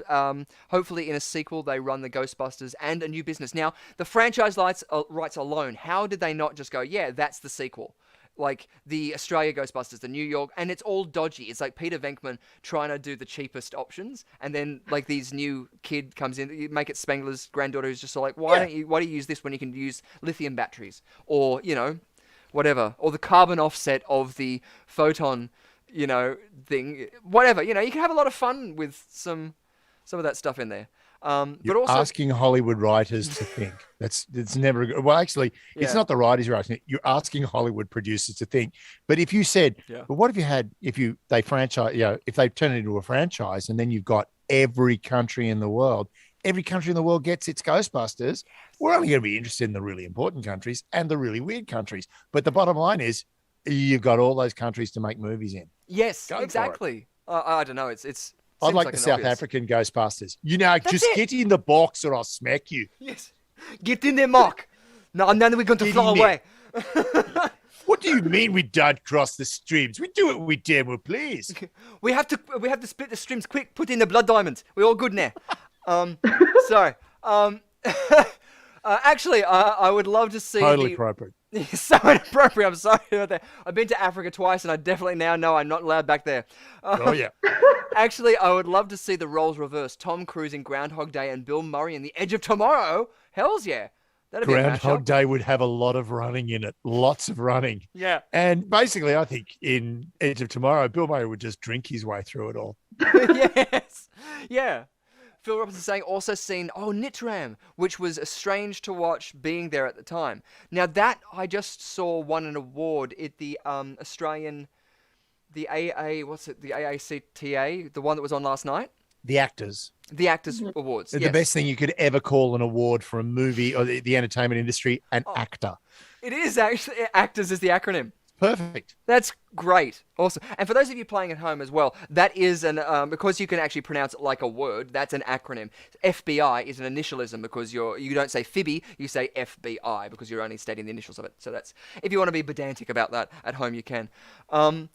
Cool. Yeah, because that won the award and I really want to see that now. Miff Max saying, not sure if having an in-depth political discussion with the child is more of an indictment in our political scene or just you, Rich. Yeah, good point. Especially when I'm on stilts dressed as an elf. It's like, no, what about the socio-political I'm going to impact? pull it up there. It wasn't a political discussion. You're right. It was a legal discussion. And I Exactly. think we need to, I'm being semantic, I know, but I do think we need to be accurate here because a political discussion, we don't need to see children have political discussions. That's what question time is for. That's good point. Exactly. Yeah.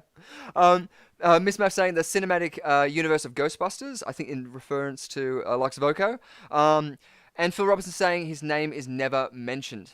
I'm assuming that is a reference to one of the things we were mentioning before. But good, but we got to the end of that there because I wanted to clear that up before we went into a spin of our wheel. First of all, we're going to start with... David, I'm going to let you call it whether you want it to be heads or tails when we do this coin flip. So what do you want it to be, heads or tails? I'm going to go for heads. Heads? Awesome. Let's give it a flip. And heads it is. So our God, I won! spin, What did I win? well, you won our first spin of the wheel. So do you want it to land on any particular one up there? You don't want it to land on Bankrupt. Yeah, actually, no. I really want it to land on spin again because I want to waste everyone's time. Yes. No. Can I just go go random. Let's see what everyone gets. Okay, well, I'm happy to give you a point if we do land on spin again, because same for Rihanna Elizabeth Irons. What would you like to choose? If we land on that one, you'll get a point. Oh, you know, Monster Mashup is my jam. Yes, No awesome. one's beaten me on that yet, so bring it. Perfect, awesome. And of course, we are using the artworks by kickpunch.se. You can visit his website, and it's in our video description down below. Do that after we play this round, just because you might have a little bit of a heads up with that. But next week, we'll also be having a prize from kickpunch.se with your chance to win a 30% off voucher on his website, or actually, no, you can actually get that now. I've been very busy, ladies and gentlemen, in the last week, and we do actually have one that you can use tonight. If you want 30% off, you can use this code, if I find my These messages. posters are amazing. They genuinely do remind me of the little golden books that we grew up with. Yeah. They are so good, and I know that we're sort of saying this before we're doing that. Oh, why aren't you signed into that account? Come on. Okay. The vodka's kicked in, ladies and I know, gentlemen. right? It's already kicked in, and we were so close to spinning that wheel. I should just be able to find it in my messages here, because it is literally just a code that you need to put in for it, but it gives you 30% off his website so that you can buy any of his artworks in large-scale formats so that you can get them printed on anything that you like. And let me just bring that up. So he does movie mashups of movie posters, horror movie posters, with Disney characters or any other sort of character out there. Okay, so don't go into QUIZarenaLIVE, going into this one, my own. And as it comes up, I will talk like Peter Lorre, because you know it's fun. Put the link in, Richard, please, before the Nazis arrive and drag me away. Oh no, now I can't go to Germany either. Mr. Bond, I'm the most dangerous man in this casino. Maybe because I have a killer lisp. Now I'm seeing I think him. I need to start drinking now. Yes, Rhiannon, Oh, it's I've our been last doing that episode. since I three. can't be the only one. No, I have got my alcohol plan for next week, so we're good. This is a Glencairn with a fine single malt whiskey. Yes. Awesome. So, ladies and gentlemen, yes, if you go to kickpunch.se, you can get 30% off a purchase if you type in Quiz Arena as the code. So you can do that from now, and I will enter that into the video description. Very, very sorry I didn't get on that, but that's from Daniel Bjork, who does these amazing artworks. So hopefully we're going to land on that one. And we've never landed on Nevermind the Spics and Specs, but hopefully we will. Beautiful stuff. Well, let's give it a spin of the wheel, because this is going to be David's chance of getting it, in which case if he lands on Bankrupt, you'll get 5 points. Woo! Here we are with a spin of this wheel. Don't forget to play the poker along at home. Oh, wait, what? That's the wrong one. Wheel of Fortunes, I clicked on the wrong interact button. Fun ensues. A 1, a 2, a 1, 2, 3.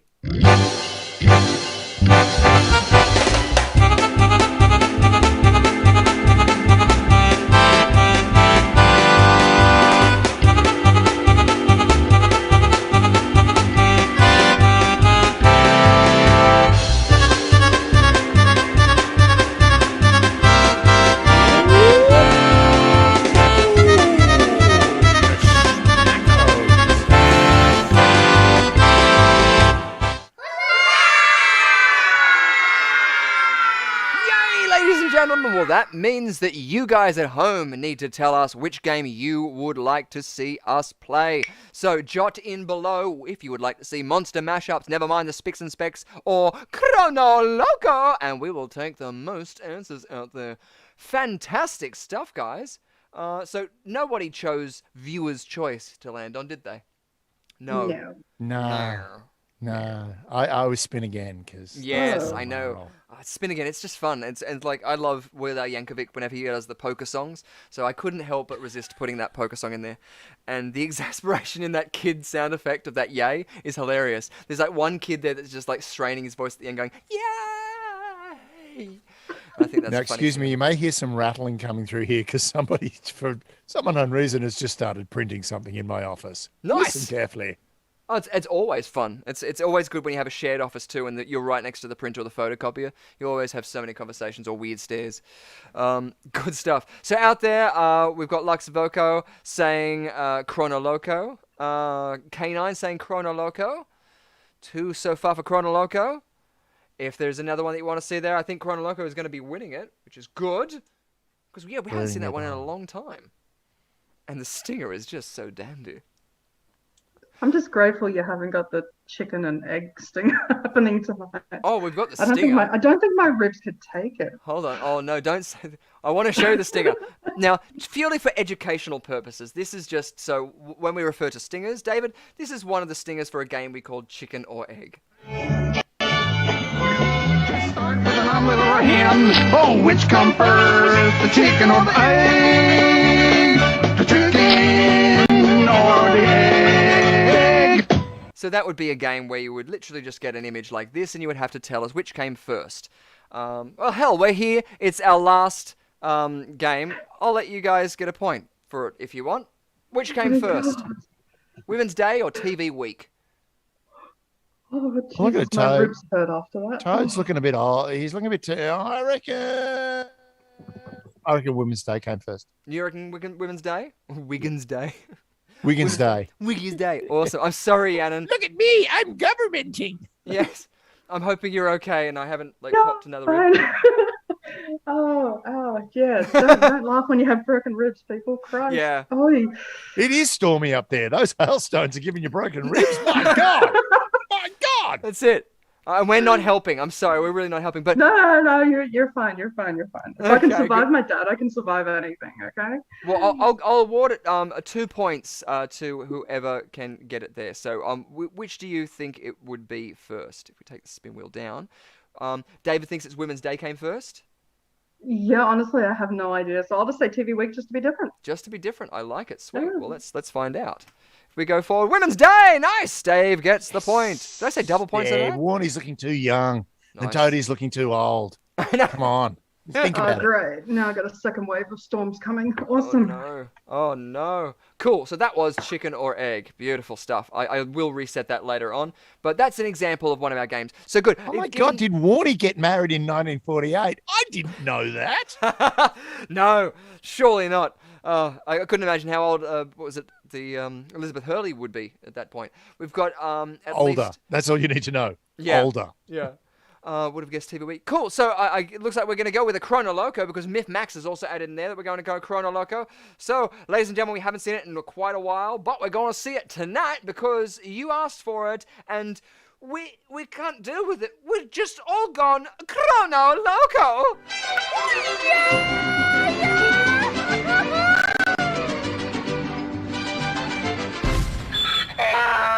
And now we can't go to Mexico. So, we have 5 movie posters up there. Now, these are all from IMDb's top listing, and they're all films that hopefully you guys will have known of. And yeah, they're currently out of their chronological position. They are not in the order in which they came out or released. And we need you guys to help us make sense of that order and put them into the right positions. And I'm happy to give you guys a point for each you get correct. What a fantastic selection, man. I Really know, good right? selection. I'm loving it. I thought you'd like this. Well, I'm just going to I think The Shawshank Redemption is one of my favorite films of all time. Oh, God damn, that's a good film. Isn't it? I actually, one of my friends sent me a book from, oh my God, I'm going to get it wrong where he's at the moment. I think he's in Malaysia at the moment. But he found in a bookstore the original short story by Stephen King. Oh, really? Yeah, and sent it to me, and it's now sitting up beside my bed. Wow. And I'm just See, like, As fantastic. guilty pleasures go, that's a film that if I'm sitting there and I've watched a football game or a cricket game because the only time I ever watch free-to-air television is when there's a sports game going on.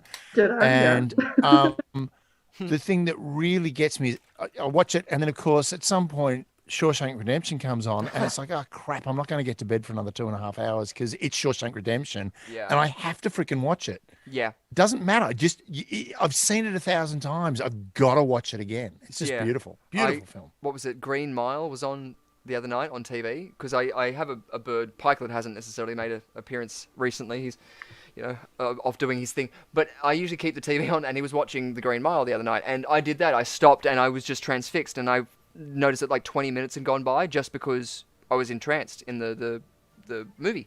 And it's amazing how those sort of stories can do that same thing. I'm now thinking The Mist, which is another Stephen King short story, but that's Right. another one that anytime I see it, I'm just engrossed in it.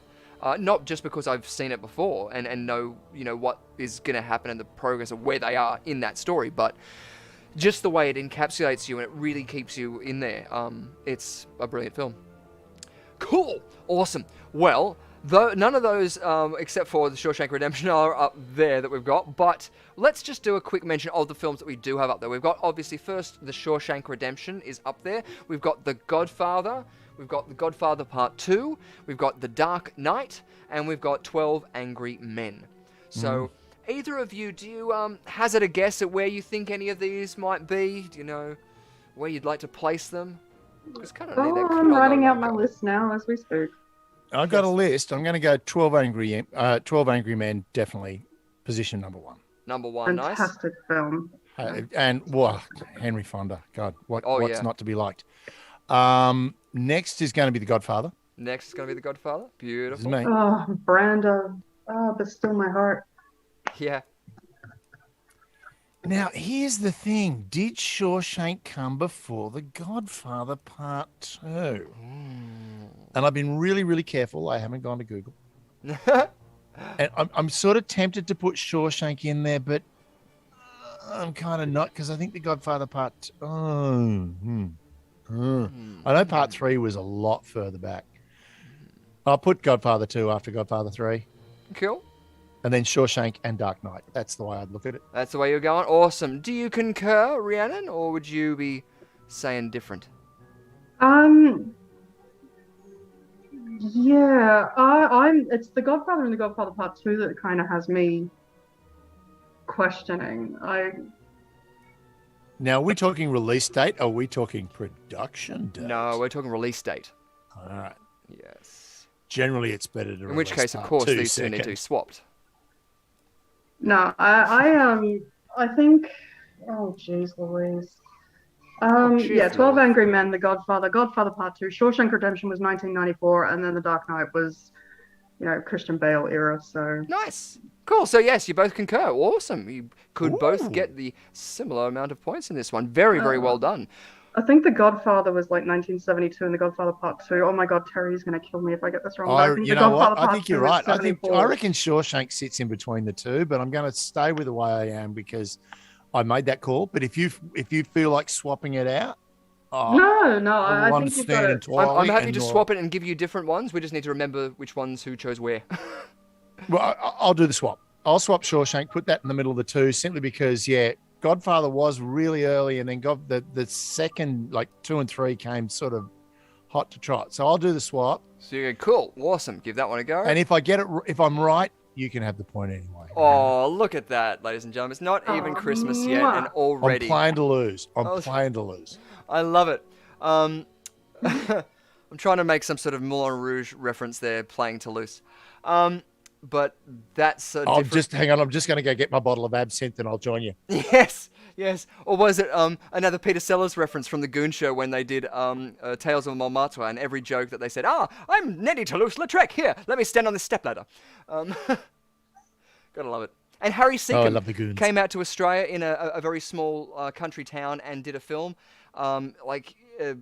I think I want to say in the late 60s, and the country town remembers him as just the most beautiful person, most accommodating, because he was a massive celebrity at that time. Oh yeah. He was huge. Because I know the Goon Show would probably be something that you probably love and adore. And I don't know. I've had the pleasure of playing Peter Sellers in a stage play here in Sydney. It was written by a Melbourne playwright called The Shelling Point, and it's about this guy by the name of Tom Shelling who worked for the Rand Corporation and advised the Kennedy administration during the Cuban Missile Crisis, but also advised Kubrick on the making of Dr. Strangelove or How I Learned to Stop Worrying and Love the Bomb. Yeah. And I played Sellers during the making of Dr.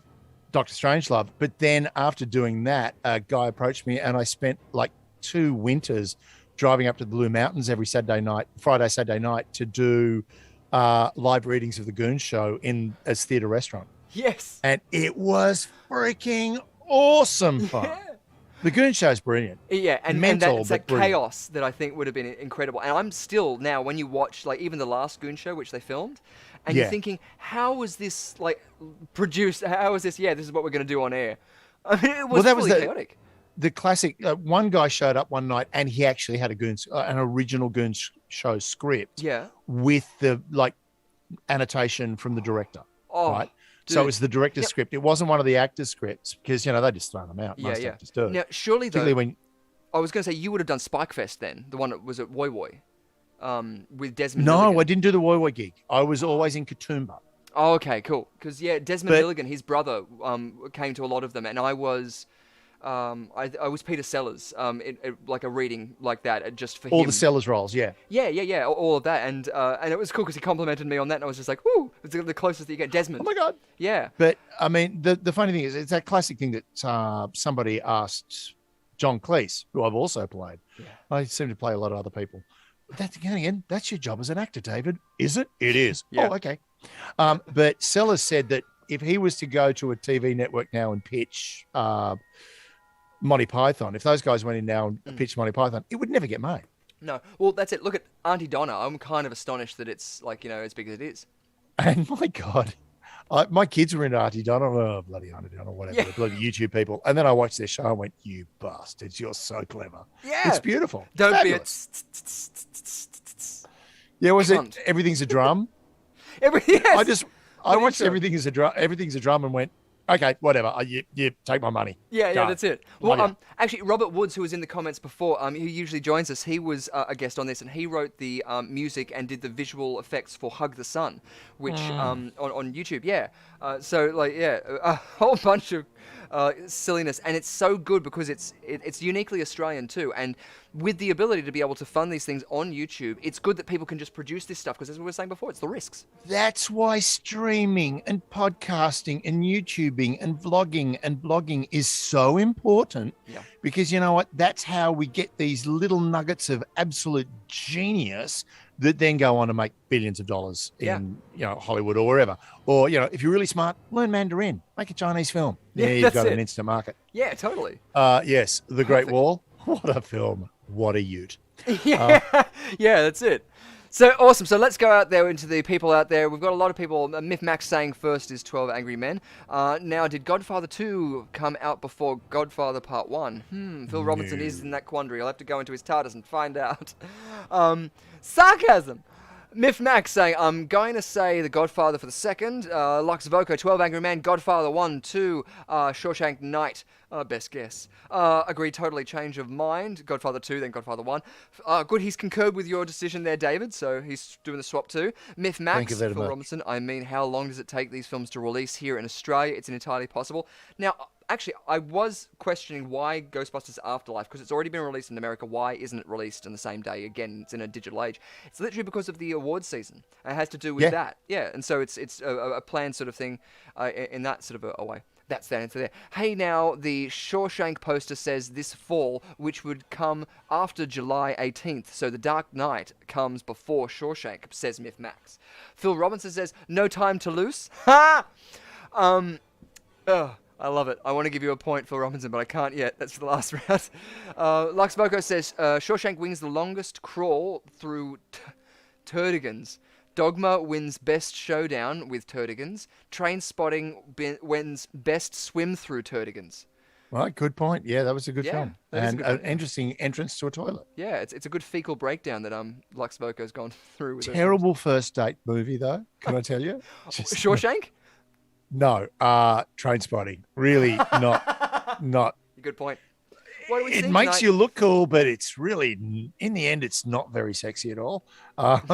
That'd be a good show, like, just saying, taking someone on a first date and saying, like, Requiem for a Dream, but not telling them.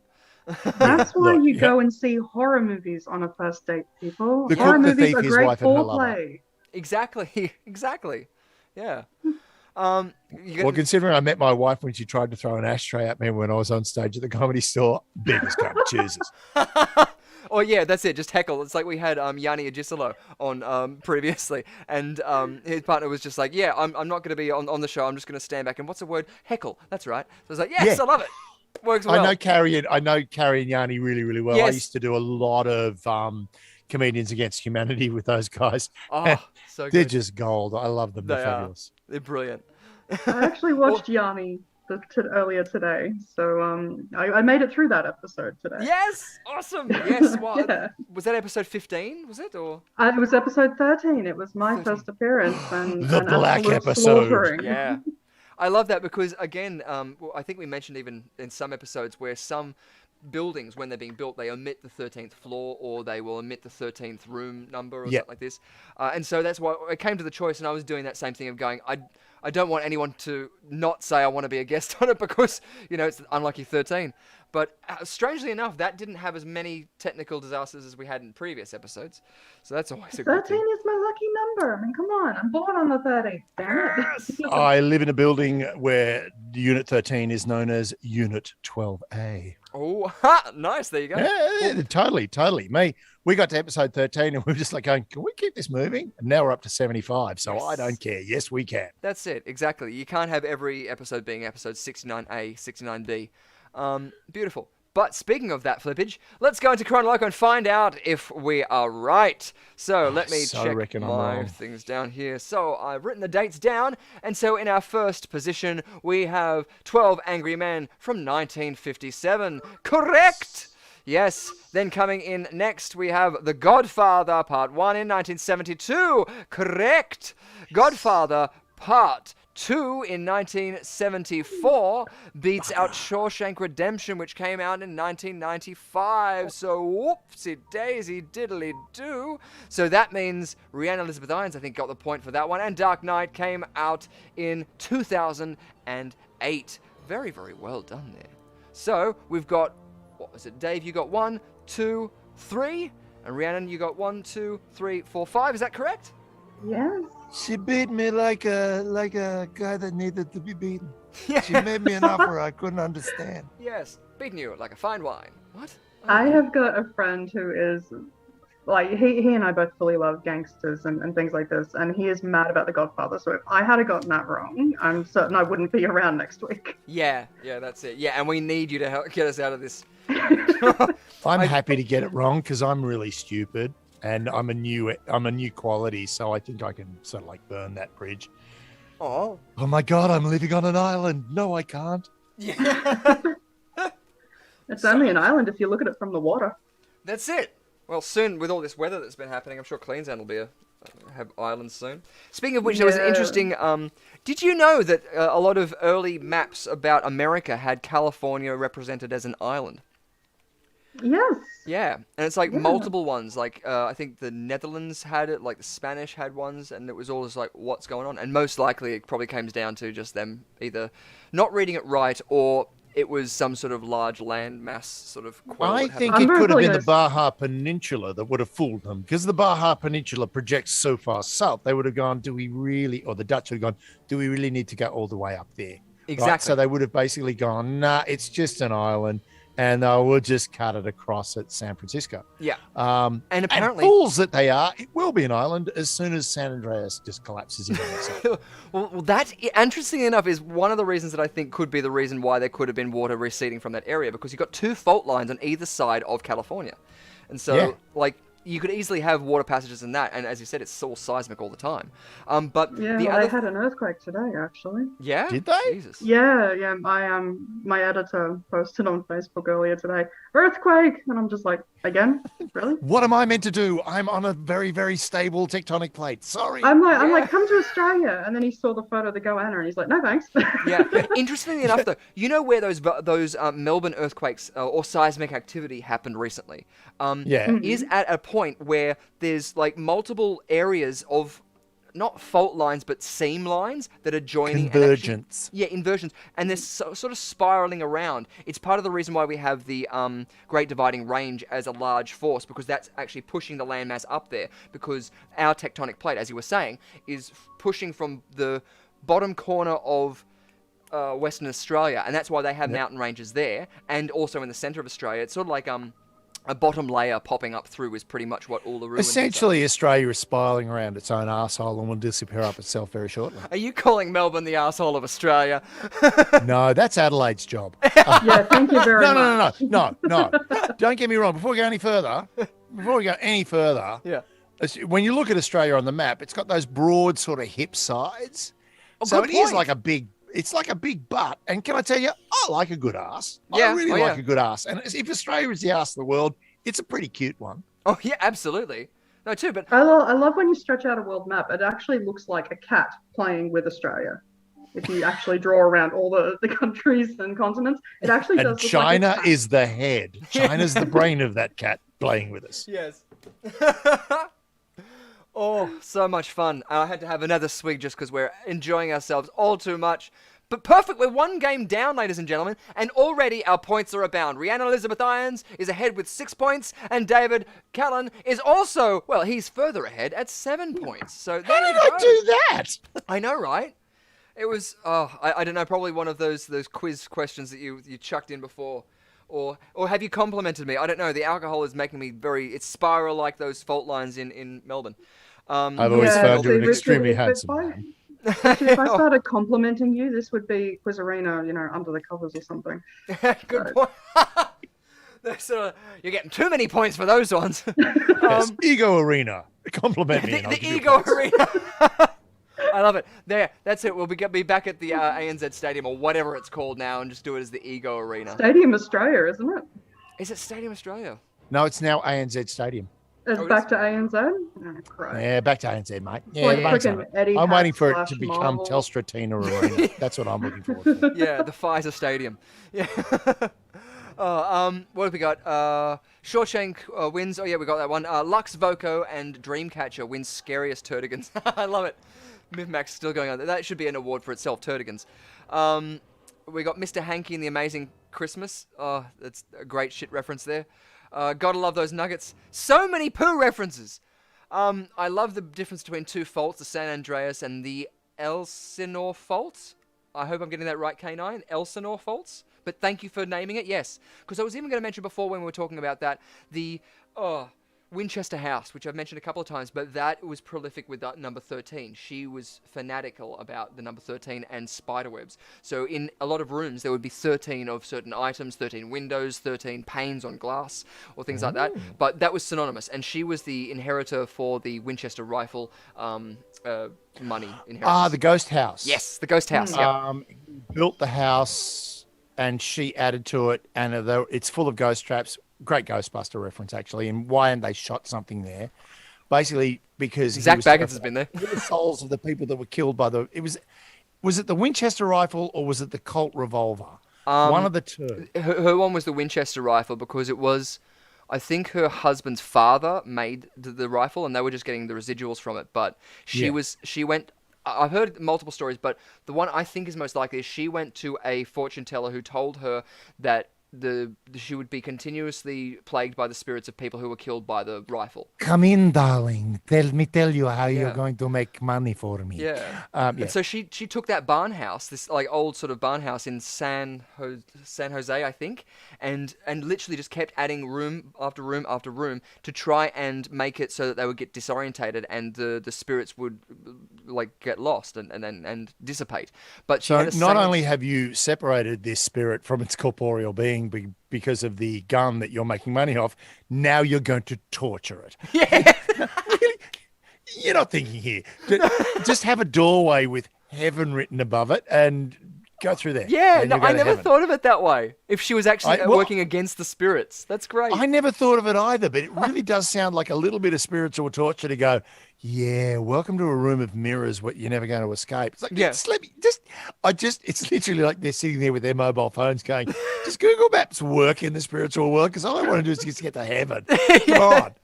That's I it. No, keep that- getting sent to this thing that looks like hell, but it's actually just a servo on the roadside. It's like, get me to heaven. yeah. Stop torturing me, lady. Wouldn't that be Oh, great, right, though? you're going to torture me? Fuck you, I'm going to haunt you.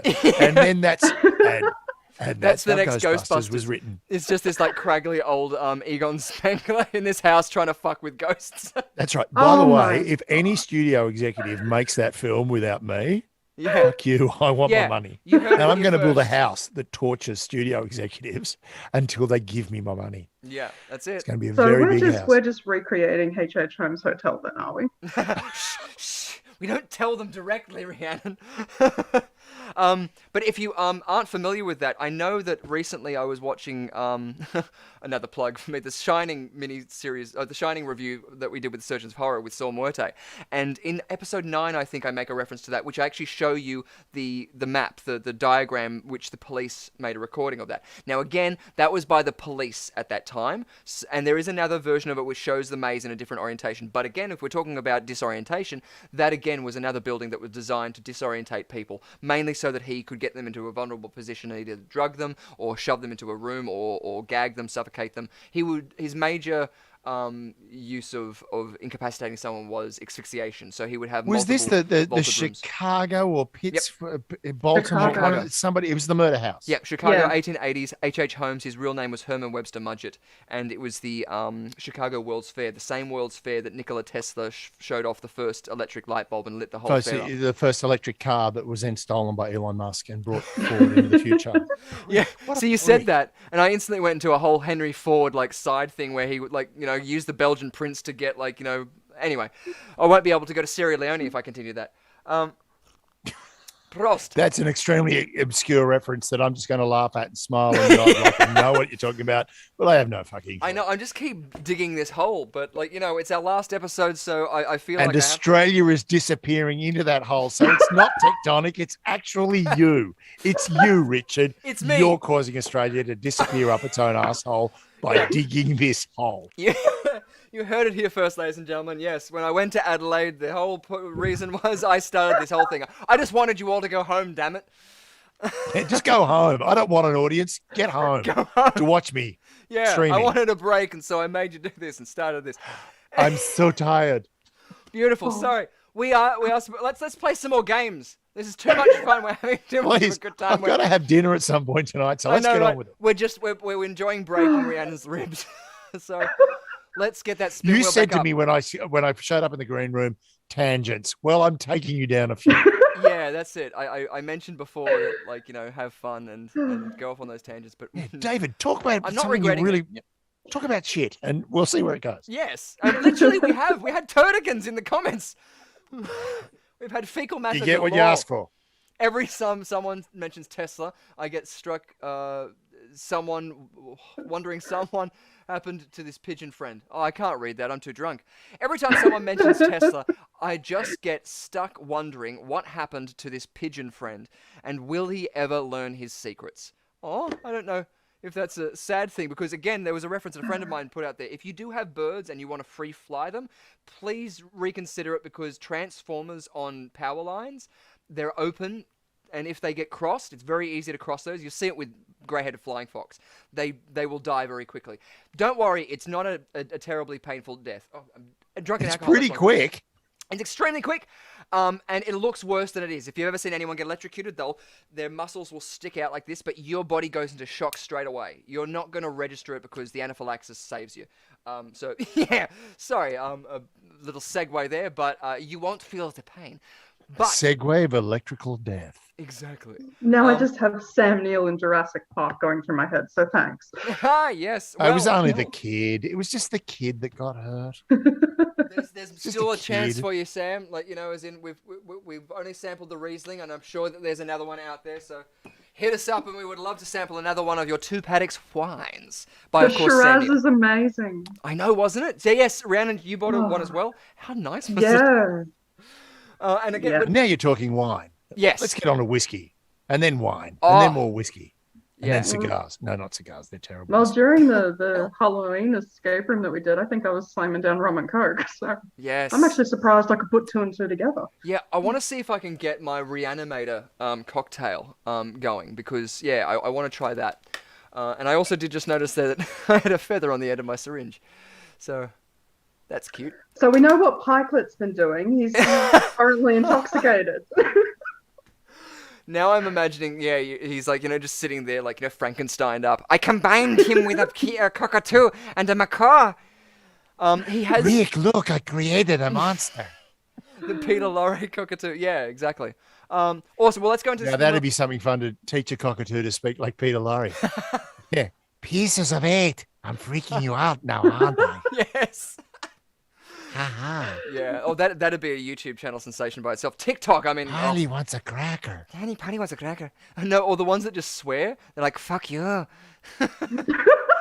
Get one to do that and another one in a South African accent. I think that'd be hilarious. Can you imagine people who come into your house? They would just be like, what the fuck is going on?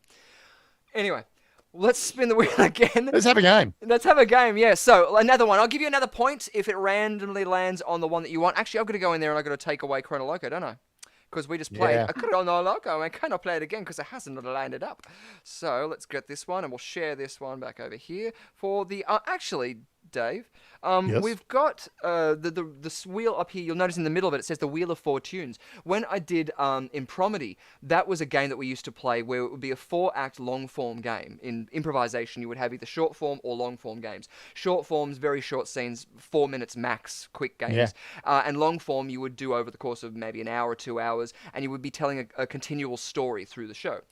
So the way that we would do the Wheel of Fortunes was you would start the first scene, open scene, and at the end of it, you would spin the wheel and you would have to sing whatever song from whatever musical comes up from that, which you would have pre-learnt, but it was 1 in 4 songs. So if you started off the scene saying, okay, I'm whatever, the prince who's gonna, have to try and get the kingdom, and then suddenly you spun a sweet transvestite, you would have to justify that somehow in that scene as that character. That's a lot of hard work for somebody who would regard himself as a moderately passable musical improviser. Yes. No, well, that's it. It removed the obstacle of having to come up with the lyrics for the song, and literally all it would do is endow the core principles of what that song is about. So it's the introduction of a villain or some sort of character. So that point would be that's a turning nice point. call. Yeah, that's a clever. Yeah, exactly. But it was very hard to sell to singers because they were sort of like, oh, I can't improvise, and to improvisers because, oh, I can't sing. And so it was always that sort of like, well, let's just get the audience drunk, which is working well so far. Which is pretty much every festival and comedy show you go to. Get them drunk. That's the And then secret to just any event. spew random shit at them and see where it takes you. Yeah, because then eventually they will spew the random shit back at you. And that was and thus was born Comedians Against Humanity. A great show. A great show. Exactly. Where I've been the most inappropriate ever in my life. And the audience actually praised me for my inappropriateness. Beautiful. And they should. They should. Is there a link that we could find that on the interwebs? I'm going to have a look right now. That'd be great because, all about the sharing around there so that you guys can as well see the stuff that we're talking about. So please do check those links out and below. Good. Which one for 1 point would you want it to land on, David? Bankrupt, please. You want to land on that? Well, if it lands on Bankrupt, all the points are going to go away from you. So... Oh, wait, hang on. I missed that in the explanation. Yes. Spin again. Spin Awesome. again, please. Spin again. Awesome. And Yeah. Rhiannon, which one for 1 point would you like? I'm still going Monster Mashup, baby. Nice monster mashups. Boom. So here we go for Rhiannon's spin. In which case, we're going to spin that wheel. If I can do it. Yes. Oh, my brain is going so slow now. Here we go. Poke along.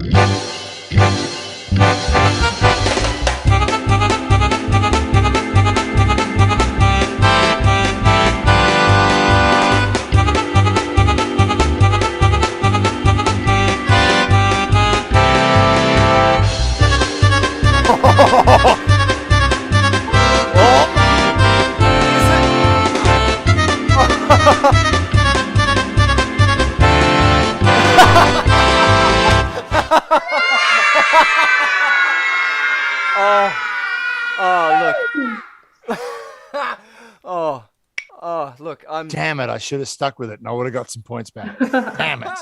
Well, technically, that was Rhiannon's spin because of the Yeah. reason us doing the heads and tails before. So Rhiannon has lost all of her points. And you know I what? don't? That still ain't going to matter because Yes. Chris is going to get 10 for the final quiz. Yes, exactly. Bam. Yeah. Yes, that's a good point. Yeah. Feel free to play along for that because, she could still get every question right in that. It'll just be... That's it, David. You've just got to try and get her drunk before that round because she'll know all the answers. I'm way too drunk already. Too Oh, late. good. Good. Yes, this is how we like to do it. Good. Okay, Playing well, that to means lose. that's technically another spin again. So let's spin it So again. technically, I should get more points because it is a spin again. No. Anyway. Or should we just go into a monster mashup? I think that's been a favorite out there. Type in the comments out there if you want to see us do movie mashups or if you want us to do a Spicks and Specs. Which one would you guys like to play out of our 2 games up there? Monster mashups or Spicks and Specs? Rhiannon, Preferably it's all up to something you. that doesn't make me laugh, please. Oh, no. Oh. Okay, dramatic scene. Oh, that didn't work either. You've already No, lost. Yeah, damn. no, No, I'm. whatever you want to do, Rhiannon, it's up to you because you know what's going on and I don't. No, it's yeah, I'm in my ditzy blonde phase at the moment, so you can take advantage all you want. Oh, no, don't say that. Everyone will. Well, I'm seeing mashup. Let's do mashup. I Let's like go it. for Yeah, I was mashup. just about to say Canine said movie monster. Sorry, monster mashup. So I think that it's a fun time. It's a fun stinger, and you know what? We haven't seen it in a little bit of a while, but you're gonna enjoy it because thanks to Kick Puncher SE, we're gonna get some monster mashups brewing. So feel free to dance along.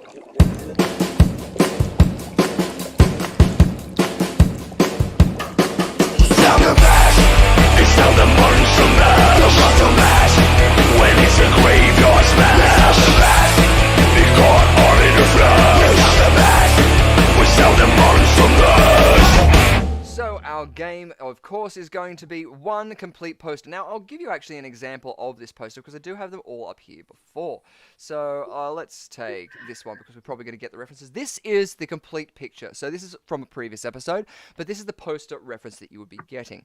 Now, when we reveal it to you, it's only going to be in quadrants. So you might only see this on our first round. But in this case, you would get the chance at 6 points if you guessed the film reference. So what's the film reference for this poster, David?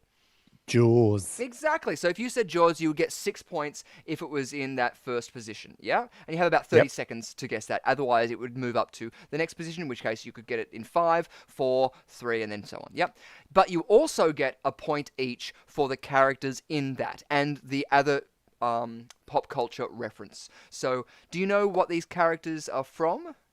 That's Squanchy from Rick and Morty. And, oh, God, I know her name and I can't remember. Rhiannon, do you know the name?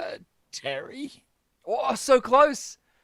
Yeah, I don't Tammy. actually- Tammy. Yeah, that's the one. Tammy. Yes, it is Tammy. Don't be So- gross, Tammy. Yeah, that would be up there, and so that would be like the last area, and so then we would reveal it and show you the entire picture. But Kick Punch SE has done all of these himself and made it up, and it's not specifically just cartoons. They could be anything. I mean, we had Friends as a reference up there, and you were right as well, Rhiannon Elizabeth Ines, when you were playing along at home. It was Society as well, the other reference, and I'm very sorry. Yeah, when I God, saw that movie is so screwed up. So yes, yeah, you would have gotten a point as well for that. But because none of our players mentioned that, I felt like it was okay to leave out just for time. Good. Now, we do have a goo timer, which I tried to bring up here, but it's just not agreeing with me. Look, it looks like that, and that's just gross. So let's not use that. But our first one, and this is for 2 points, is up there right now. So there's a horror movie reference, which is the poster that it is being interpreted as. And if we come back out here, I should open up that in our background because we've still got the spin wheel up there. Boy. Okay, so it just looks like someone holding something. It does. Does it not?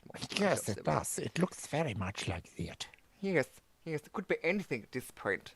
It's strange that I put 2 points on, so it must mean that the next time we see it, it must be quite obvious. So Phil Robinson's saying Peter. Now, is that a Peter Griffin reference, or a Peter Pan reference, or another Peter? Lux Boker was coming in there saying Birdman's girlfriend Tammy. So yes, Birdman. Yes, or a Phoenix person. Spoilers. Oh, honestly, just looking at the animation. Yeah, Myth Max saying Reanimator. I love it. I love that reference No, there. I just looking sort of at like the animation, like the elbows and stuff. It kind of looks like Bob's Burgers. Cool, awesome. I'm going to give you a point for that because it is Bob's Burgers. It's one of the references. Oh, seriously? Yep. There is a character name as well that I'm looking for. Did I Oh not? my Hold on, let me just go up. Oh, I did name these. God. Yes. And, Oh, let me just get a timer up here so I can get us going. So, yeah, with this as well, there's no points for wrong answers, so feel free to chuck in as many as you want because you can try and get those points. I'll give you 30 seconds before I change it. I've only just started watching it, so you think that it kind Bob's of sticks in my Burgers. head. Yeah, that's something my boys introduced me. This is the great thing about having teenage children. They introduce you to this stuff and you go, you're geniuses. Yeah. Yeah. I haven't watched this one, but what was it? I had my fix from Archer, and that's why I think it was. I needed a little bit of a gap before I watch Bob's Burgers, just because that voice you can only have so much of. Oh, and that means we're gonna move it up. So now let's reset that, and we'll come across here and let's expound it to our next one. Woo! Ding. The Grudge. Oh, nice. You got that one for 1 point. Ding. Nicely done. Let's reset it then, and we'll see what the whole image looks like. Brilliant stuff. And now, what's the character's name? Ooh, can anybody out there in the comments help if they know the name of this character? Excuse me, I look like that poster right now because how you got that, I'm just like, ah. I know my horror movies. Like they do not call me Australia's ultimate scream queen for a reason. Well, Yeah. I think that's why when it was like, it's a horror movie, I went, I might just sit back and just do nothing right now because I'm not going to win this round. Yeah, but that's points abound. I'll just take The it easy ripping by of the moseying on jaw. back. The ripping of the jaw kind of gave it away for Yeah. me because that's the only thing I actually remember from The Grudge, other than Sarah Michelle Gellar was in it, and Well- Bill Pullman right at the start. That's the one where the hand comes out when she's having a shower, isn't it? Yeah, I think. yeah.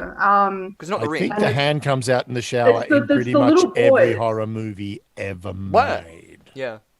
Yeah, it was. Sometimes it's got a knife in it in black and white. And Yes. they use chocolate sauce to represent the blood. Yes. And we've mentioned this a couple of times, but David, what was the Psycho film, the first thing to show on camera? It showed one thing on camera the first time in that. People at home as well, feel free to type in there. Technically, it wasn't the first time. It was the first time it was used. Oh, you're right. Sorry, yeah, it was the Alfred first time. Hitchcock's penis. I'm just going out there. Because you know what? He always put himself in Yep. the film. And I think Psycho, that would make total sense. Or Vertigo, depending on how you feel. Good point. Yeah. No. That may or may not have been true, but no. If any of you do know out there, yes, Myth Max is right by saying Turdigan. It definitely did have a Turdigan in it. Well, I don't know if it Well, had. technically, no, it didn't. It didn't had, have torn up what was paper, it? but you would use it to 40,000 flush one of minus- these. I'm giving it away. It, of course, was a toilet flush. So. Yeah. Yes. Really? That's how it starts. No. That was the first time that a toilet was shown on screen flushing. Before that, it when was you taboo. said what was the first thing seen in this? My first Oh, thought was, sorry. what was the opening shot? And I thought, yeah, Hitchcock's penis, just put it in there with all the buildings in a cityscape or something. No one would notice. Honestly, that's the one thing that I haven't. That's the one movie reference that I haven't put into the intro from Fight Club. The two frames of that was going to happen somewhere. No, it was going to happen after Rosebud or something because of the whole. Yeah. Anyway, let's move on. So that's our first. We've got 5 of these. And can anyone think of the name out there? I think someone I got has nothing. got I'm it. drawing a blank. You can read the I got- comments because someone in the comments has definitely got it. You can steal Teddy? those points. Did you Was say? it Teddy? Yes, it is Teddy. You get the point. Nicely done. Beautiful stuff. How do Into I look at the comments? Oh, chat. That's right. yes. Oh, yeah. No, you can absolutely. That link that's in the Zoom chat. Feel free. Yeah, I to... know. Yeah. I'm just being a bit boomery because I'm getting sort of. Most people regard me as a boomer, even though I'm a post boomer. Yeah, But, I know. We'll still get the labels. I think it's just It's a state of mind. It's What an are you gonna they're just calling us old for some reason. For some reason, it's probably because we're old. This one now for 3 points. What's the horror film? Oh, God, another horror film. But you can also get the reference for the pop culture reference and the character for 1 point each. Tony Soprano in No. comic form.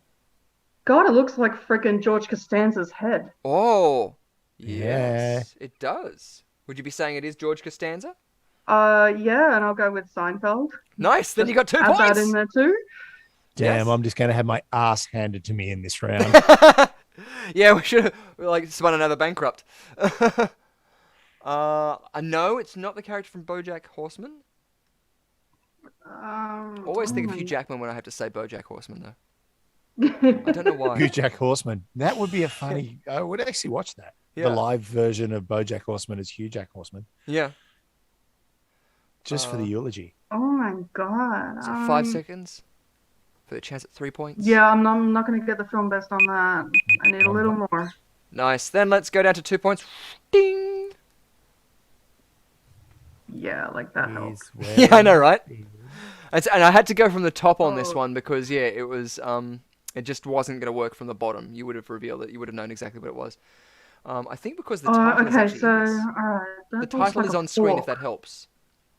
So you might be thinking, what might be the scenario in which place the title of a film might be in the shot that this sequence is, because it looks like he's where. In a He looks like diner. he's in a diner. Yeah, it looks like he's got like something around his neck. He's got maybe something in his hand. Got a napkin around. He's having The Cook, the Thief, his wife, and her lover. Not really a horror film so much as just a bloody horrible film. Oh, Yeah. Jesus Well, this Christ, is it an reminds 80s. me I of, think it's an 80s horror film, and I want to say Cliff D. Young was in it. But then again, he was in every 80s horror film, wasn't he? And again, he was in Shock Treatment, another personal favorite of mine. He played 2 roles in that, which I still think, if you watch Dual Duet at the end of Shock Treatment, it's quite a remarkable performance of actually seeing how he does look like 2 very different people, even though they're cutting two versions of him. Anyway, let's start that for. No, I think it. Oh God, there's an 80s film that's sort of coming to mind, and I've only just seen it like this past week, so it's kind of stuck in my head. Like The Stuff. Oh, nice! Was that literally just a guess?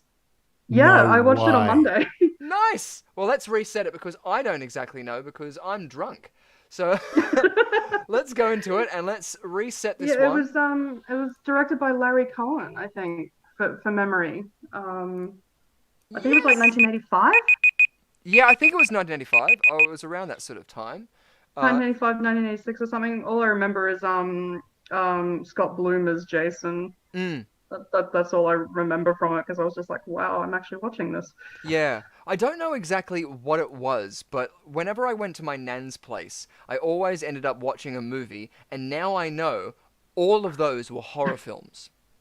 The House, The Stuff. No, it was just your nana. She was Blob? just a really scary lady. Yeah, she was just like, Yeah, no, the, I want to fuck you up, kid. The Stuff has actually been parodied a couple of times in Disney shows. Like My Babysitter's a Vampire actually did something very similar because The Stuff is about like a mysterious goo that oozes to Earth and is marketed as a new dessert. Yeah. And it starts creating zombies and stuff. Doesn't it, And like, My self-replicate? Babysitter's a Vampire. It self-replicates like a phone that just keeps creating this Yeah. beautiful, delicious stuff. Yeah, and My Babysitter's a Vampire actually parodied it with making it a coffee. So everyone who cool. drinks the God, so coffee essentially, sort of gets this movie inspired Starbucks. Like, this mindless, flavorful foam that takes over the world. I never Except it thought gets of to Australia and we go, fuck off, we've already got coffee. Yeah. Well, I'm now Yeah, even we thinking, have coffee. yeah, more accurately, those bubble tea places that pop up everywhere, and they have a cream topping. It's sort of like a cheese whip sort of stuff. Yeah, very much exactly like The Stuff. So, just saying.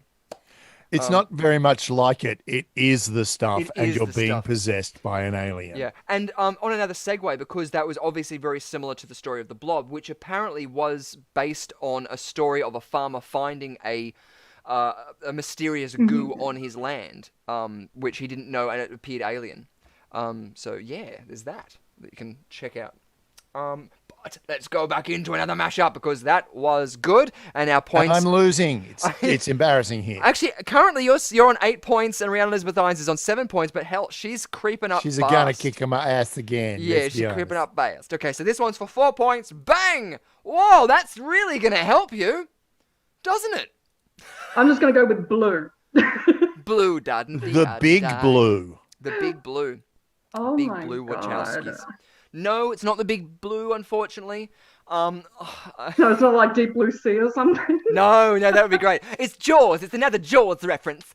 No. There's Oh, no okay, you shark. gotta There move needs it. to be a shark at the bottom of the poster for it to be Jaws. Don't cheat. Yeah. Don't confuse me. I'm Good very, point. very vulnerable. Good point. Well, Myth Max is saying Deep Blue Sea, the fog, the depth. The depth? The Yes. Depp. It was Johnny Depp being a very deep thing, and Yeah. then he did Pirates of the Penzance, and he just went totally shallow. Or Pirates of Pantsless. Beautiful. Well, that's another thing there. So let's move it up so that we have the chance at, where was it? 3 points for this one. So, ding, 3 Well, points. that's Winnie the Pooh and Piglet. Yes, Winnie the Pooh and Piglet. Ding, ding. 2 points. Really looks a little suggestive from this angle. So, Doesn't it? Remember, it is a horror film again. Although in saying that, Piglet is not normally green, so Oh, that could be shit. froggish. That could be Kermity. Ooh, maybe. Yeah, I don't mind me. I've got it up on my television, so I'm just staring at it over that way. That's all right. So, Rhiannon, you mentioned that Winnie the Pooh, the character, and you were right about that. So, David, do you Yeah. know what Winnie the Pooh might have been, what the show might have been from? Or Rhiannon? Well, it depends. There are so many so many variations of it. I mean, I know it best from the New Adventures of Winnie the Pooh from the 80s, That'll Yeah, do. the which colour I'm so pleased purple. to see I is don't know. on Disney Plus. The color purple. Oh my God, that's amazing. Boom. I Threw want to one see out that. there. Yep. Just threw it out there. Oh, geez, this is a toughie. And it's, again, horror film. Yes. Yeah, see, I'm not a big horror this is film a watcher. looser-based horror film, as in it's an R-rated film. Thriller? Yeah. Deep Throat. Oh, sorry, that's the wrong one. Yeah, well, I That was was surprised no one perfect. says Human Centipede yet. But it's not that. No, they're too far apart for that. Yeah, but that's a gore horror. This is also a gore horror, but I don't know when it was. I want to say late 70s, 80s, maybe It's early not like the 90s. Toxic Avenger or something, is it? And how many points was that? It's 3. What are you doing, Elizabeth? 1, 2, The 3. fuck. Oh, I kind of We like the brought up the responses. Toxic Avenger last week with oh no, not last week, the week before. No, it was last week. Yeah. That they're doing another film next year. Oh, are they? Yeah. Oh, yeah. wow. And the first movie came out in 1984, and it was based on an animation. Oh, cool. And did someone say it was a comic as well? A graphic novel? Yeah. Yeah. It was a sort of a comic, a cartoon first, and then And it's became going to, a the new movie. one's going to star Tom Cruise, and it's all about his married life. Yeah. Just toxic. Oh, beautiful. Awesome. Let's go into our next one, because that was a Toxic Avenger. Our next one, Damn, now I'm this getting one. pwned here. You are, but there is still a chance for this one, because this is another horror film, but it's for 5 points. What could it be? 1, 2, 3 other chances at the pop culture reference or the other film reference, and the characters involved in there. And I've got my Good timer God, on. that just looks like a freaking goblet and. Oh, Yes, wait, it looks like a dining scene. Yeah? If it's the cook, the Right, thief, his wife, and a lover, I'm really going to get angry. No, it's not that. Damn it. God, it's. Oh, I'm getting like Midsummer vibes right now. Holy Midsummer hell. Murders. What a No, great- Midsommar. It was a movie that came out the year before. Well, I'd love to say you were right, but you're absolutely right. Seriously? Yeah, you know what? You know, I said before that she doesn't know the answers, but now I'm second guessing. That's creepy That was and 1, weird. 2, 3, 4, 5 points. See, this is why she's the champ. She knows her Disney. She knows her horror. Yeah, it's It also looks like she knows her golden books, because that really looks like a golden book cover. doesn't it? Yeah, absolutely. But Dave, you can get the points for the characters that and the other film that's in that. So what does that other film reference look like? Oh, Rhiannon, can you please take those points? Because I really don't know Disney, because I have 2 boys. So if it doesn't have a gun in it, I'm not watching it. Nice. It's not. Oh my gosh. Well, based off the hair and the looks, I'm actually going to go with it's going to be Prince Eric and Ariel from The Little Mermaid. Correct. So that's 3 points. Do you want Even those though for Eric yourself? normally has black hair. Yep. What's going on? I mean, what sort of operation you got me in here now? I mean, what's going on? I know. What's going on here? I feel like just because he's giving her that, and you're going to go all right. Do you want to fling? No, I don't want your pity points. No I don't pity want pity points. No pity points. Okay, good. I'll take my licks. I Then I'm was taking a playing point to off lose. Hey, I earned that point. Yeah, you're right. You did. You gave me a compliment. It's good. if that liquid had not been like pink, I would not have got that.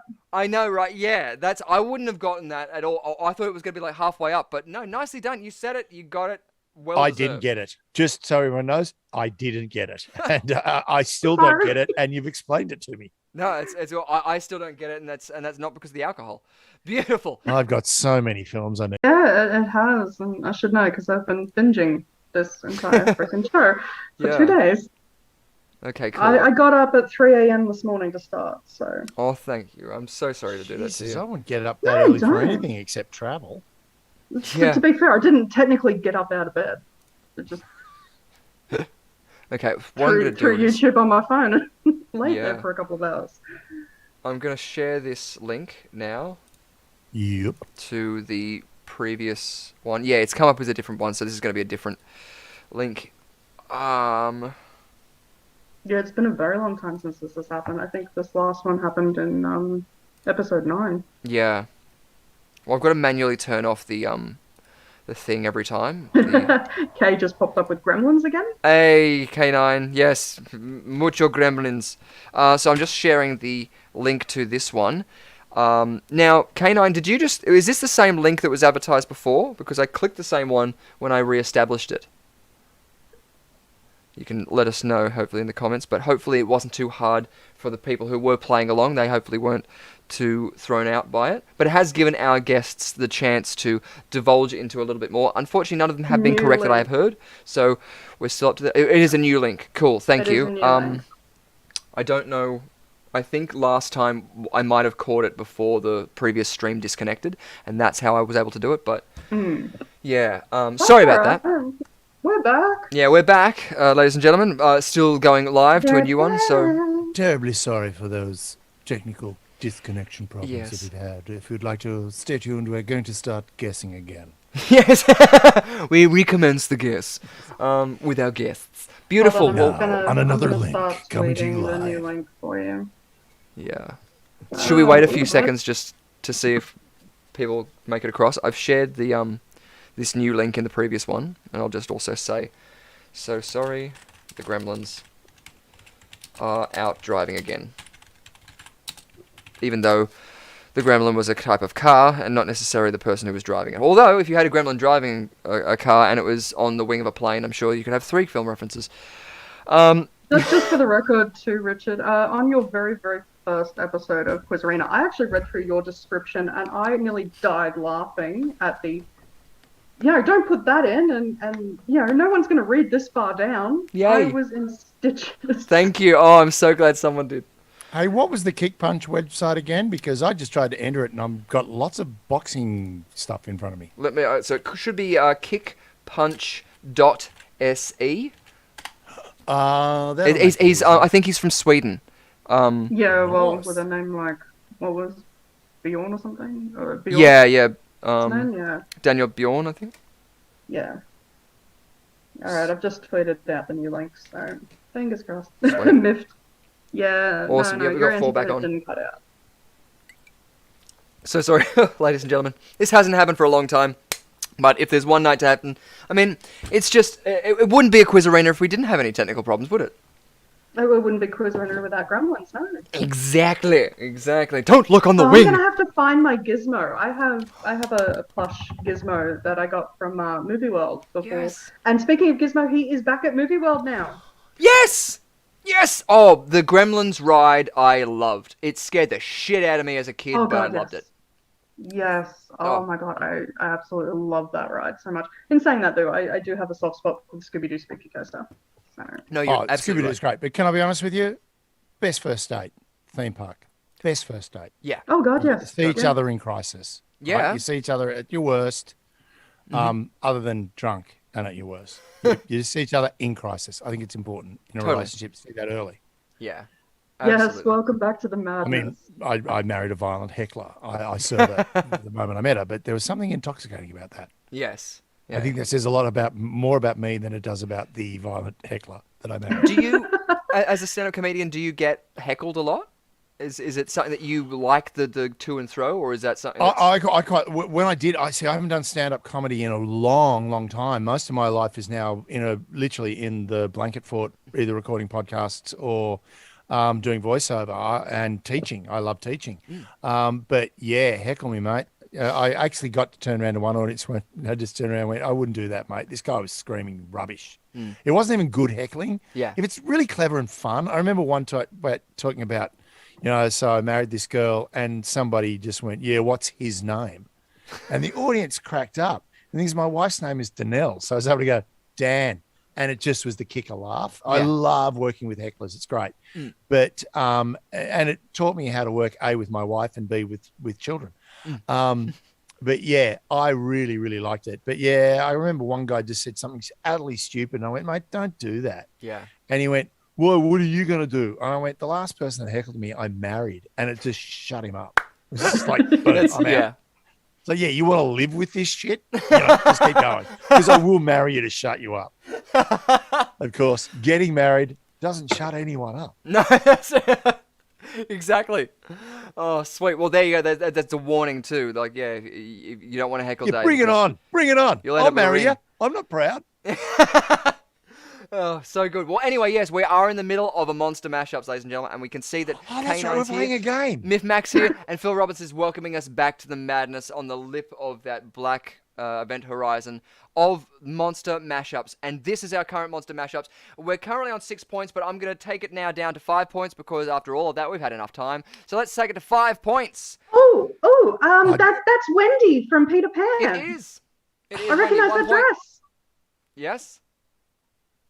Oh my gosh. Yeah, I got nothing else. But well, if Wendy's there, I'm gonna have to say Peter's there too. Nice, you got another point. God damn, I'm just getting slapped here. This is now embarrassing. Well, I haven't given her a point for the thing that she said that they were in. So what is Wendy and Peter Pan from? A window seat? They're They're in a bedroom. A bedroom. Oh, I love They're it. in a bedroom. They are in a bedroom, but what's the subject matter that they're in? The play, the film, the cartoon. Oh, God, I have no idea what the answer to that is. Oh, no. We'll go down to, if that was 5, 4 points. Ding. Oh, the Rear Window? No. No. Awesome reference, though. Oh, I'm really hoping... It's not a horror film, it's a thriller. Good point. Good point. Although I would classify... I would not be amiss to say that putting, Rear Window or even like North by Northwest and stuff like that could sort of loosely, how I'll do it. You've seen the sort of references I'll do. I've just noticed as well that the chat box is underneath all of these. So let me just drag that up there. There we go. That might help you. Oh my God, it's Scream. She's got a phone in her hand. Aha!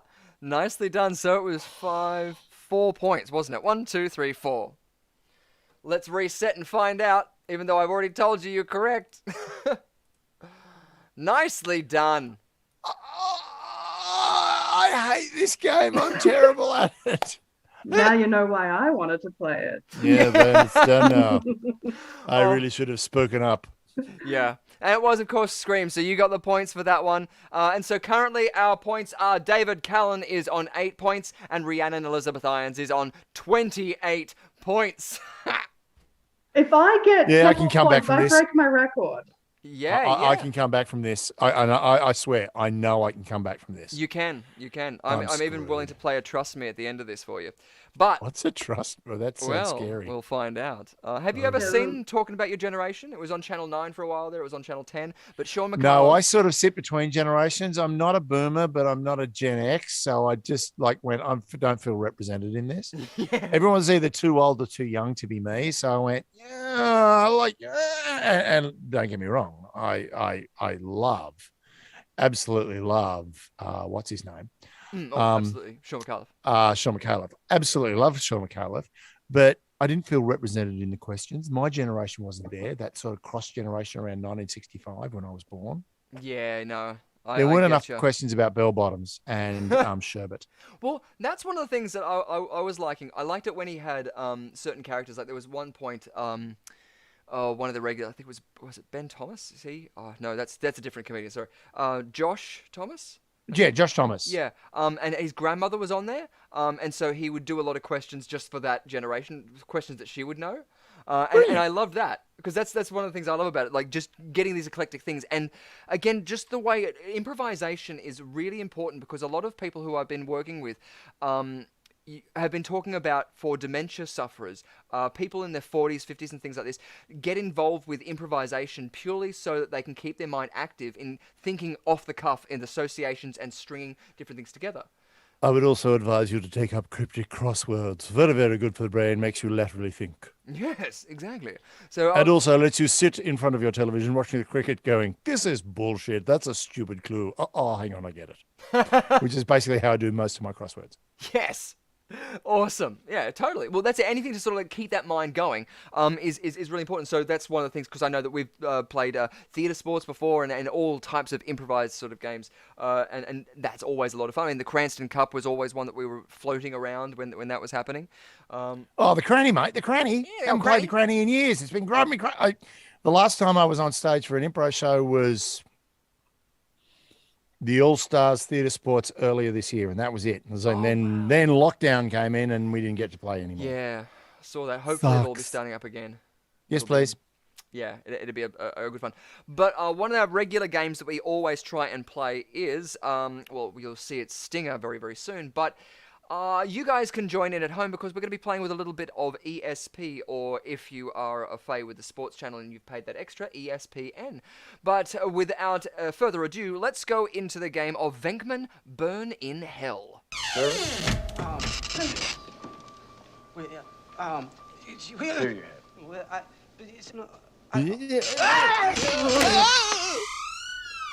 So just like in the first opening of the Ghostbusters film, where Dr. Venkman has students there and he's trying to get them to guess the card that he's holding up by using extrasensory perception, or ESP as they say it is. He's holding up one of these cards. It's either the wavy lines, it's either the green star in this case, the black cross, the red cross, a black box, a black star, or a black circle. Cool? So we're going to do the exact same game, a test, if you will, of our mind and capabilities, because it's, I think, a 15% chance of randomly getting it correct, or, you know, if it's, you get it directly correct. I mean, what was it? Miff Max got it like 2 out of 3 times. K9, again, got like 2 out of 3 times. Yeah. Shadow was on a good run for a while there, so...